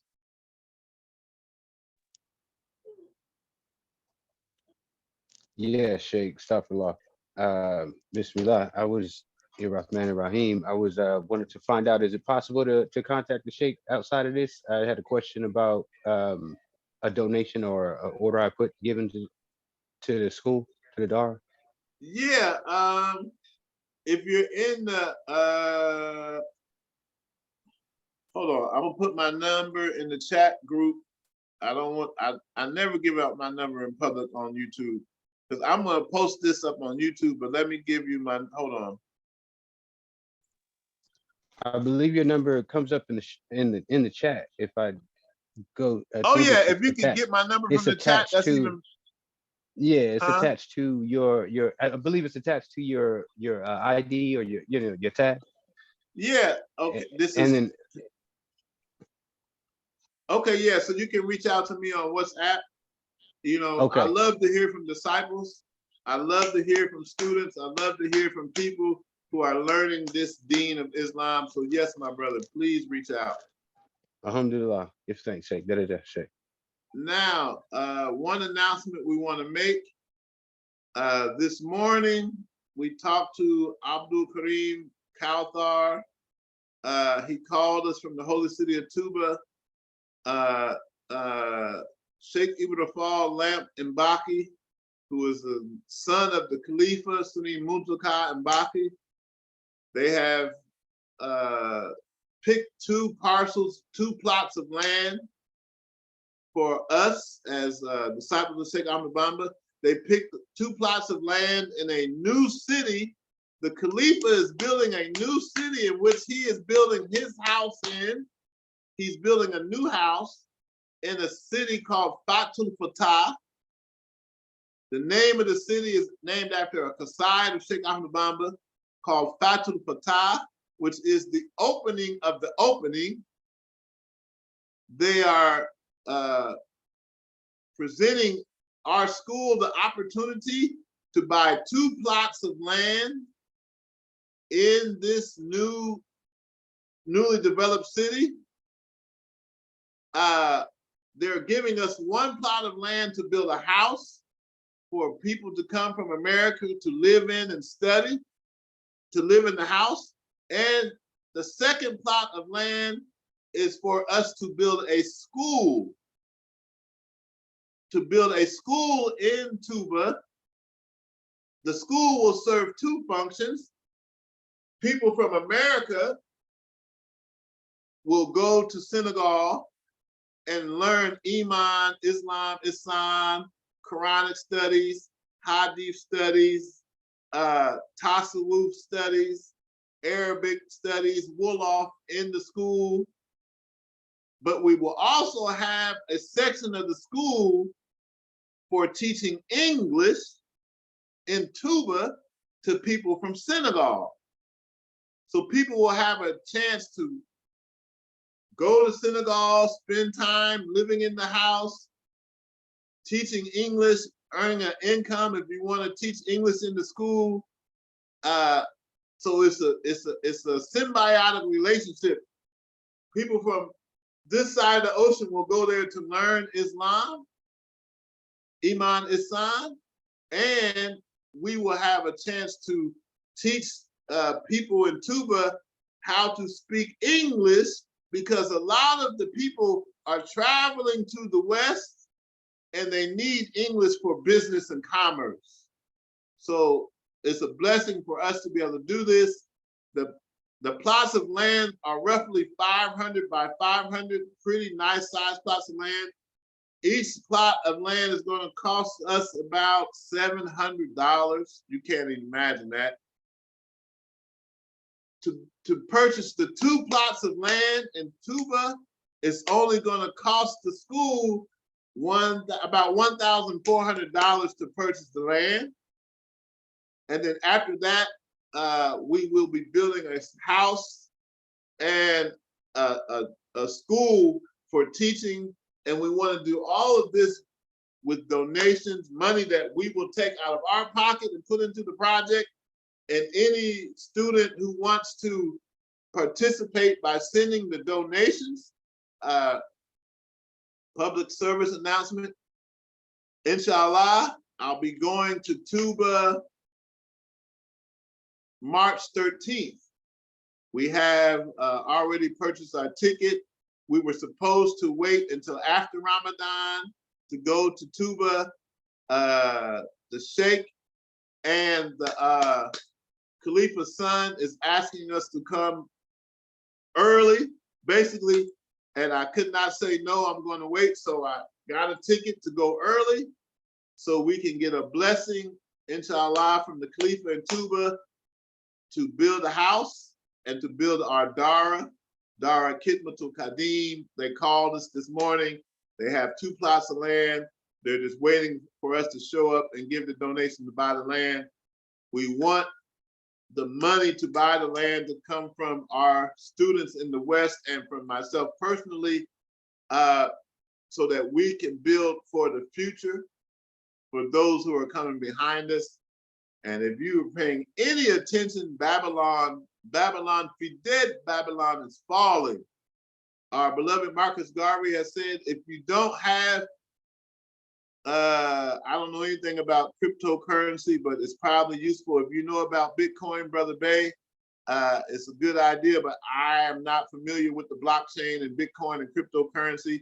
I know people are making a lot of money investing in cryptocurrency. I've never been that astute to get into it, but if you're into Bitcoin and cryptocurrency, I think it's a good investment because they are going to a cashless society.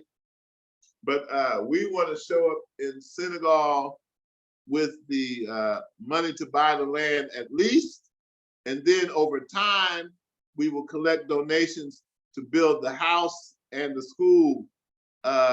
It may take us, even if it takes us a whole year, even if it takes 2 years to build a house, however long, everyone in our school will have a place to go and live and stay and work if you decide to leave Babylon. And we need to establish this right now. Does anybody have any questions about building of the house in the new development project in Tuba, and building the school for Iman Islam Isan, and creating an industry of us going there teaching English so that we can support ourselves financially while living in Africa?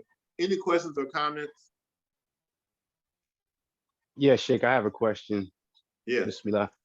Rahman Rahim. Astaghfirullah, Sheikh. So is it just financial donations that will be received? Could any assistance as far as trade work? That's what I've done for quite some time, is constructional trade work. So I know contracting and building and tradesmen for quite a while. So I just was wondering, do they have hands on the ground there?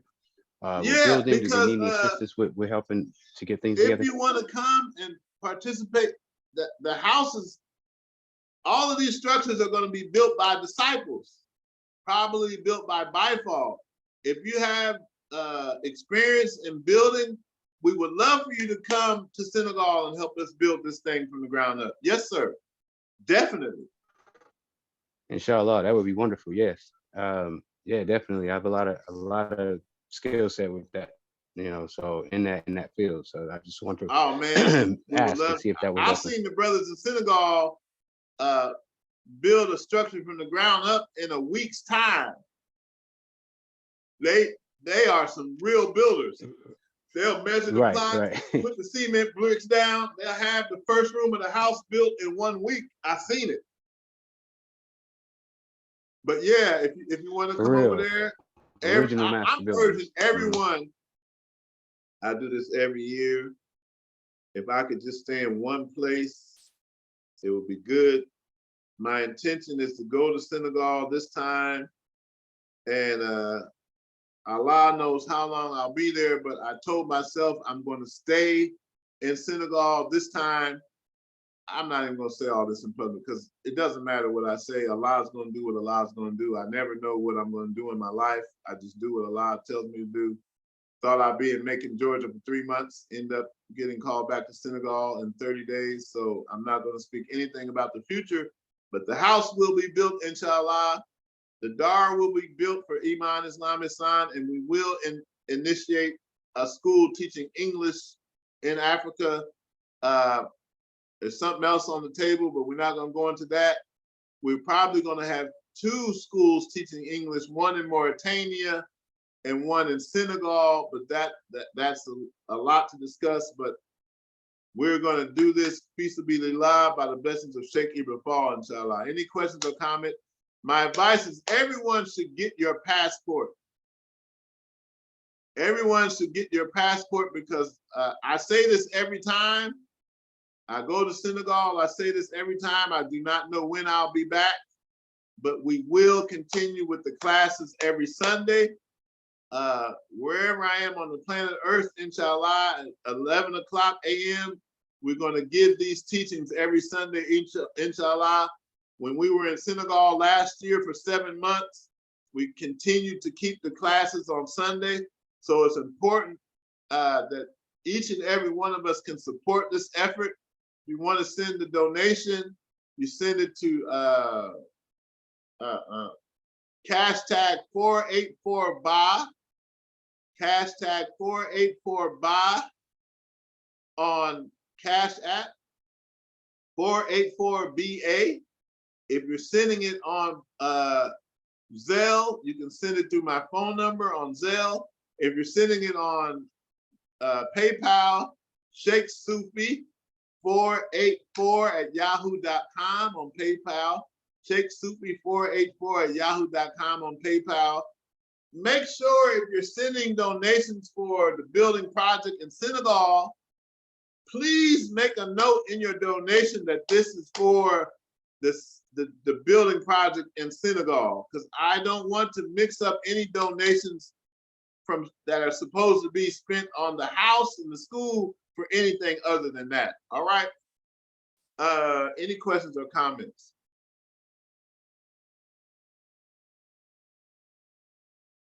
It looks like next, inshallah, we'll go to Washington, D.C.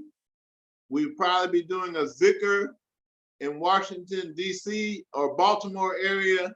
Oh, Sister Shadiqa, are you here? Assalamu alaikum. Any news on the place to do a zikr or what day will be in the D.C. Baltimore area? Assalamu alaikum, Sheikh. Yes, you will be able to do the zikr on Thursday as you requested, and it will be in Northeast at Rashidun DC Outreach Community Center. Allahu Akbar. And then I was gonna call you after the class, Sister Chai, who's under Sheikh Farah.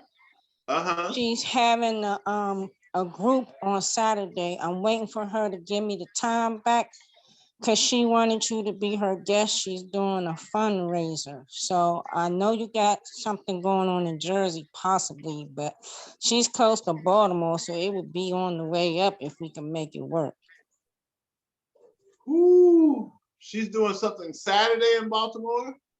She's in Lanham, but it's not that far from Baltimore. You know, we take Baltimore to get up to Philly and Jersey that way. So if you're able to, we're going to try to make it work. Okay, because you know, I don't plan anything. All I know is I'm coming to DC, and I had no idea how I was going to get to Philadelphia from DC. The brothers in DC, they wanted to do a retreat in Philadelphia Saturday. They wanted to have a gathering. What time is her gathering? What kind of gathering is she having in Baltimore Saturday? She's starting she's starting a nonprofit. So she wanted you, since you were around, because I asked her for Thursday, but she couldn't do the Thursday at her house. But she would like for you to be her guest on Saturday. I told her I had to ask you first. Woo.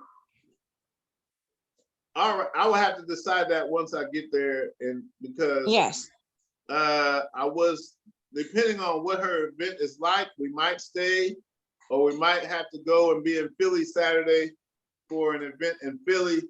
But it depends on what time her event. If she's doing early in the day, you know, I was going to leave Baltimore. I was going to leave. When was I leaving? I was going to try and be in Philly by Friday. But you know, the Sufi is the son of the movement. If I have to stay in that area until the place I'm staying, I don't think I can stay where I'm going to be at past Friday. So I'm not sure about that. Okay, I'm gonna check on that for you, and I'll get back to you as soon as possible, inshallah.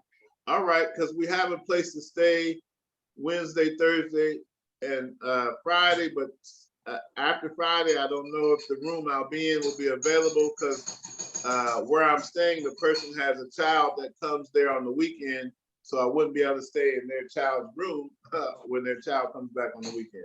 That's all I'm saying. All righty, no problem. I'm doing the best I can to make it work, and I will keep you informed. Oh, it's already lit. It's already lit. That Zikr Thursday is going to be off the chain, inshallah. Yes, sir. And I'm gonna call you later because I know I'm putting a lot on your schedule, but I wanted to do something else before you get here Thursday, but I'll call you later. Okay, please call, because I know the Nat Turner land is there. It would be nice to visit that. I don't know if we will, but alhamdulillah, I'm trying to read your mind, but please call me later. Okay. All right. Assalamu alaikum. Wa alaikum salam wa rahmatullah. Any other questions or comments?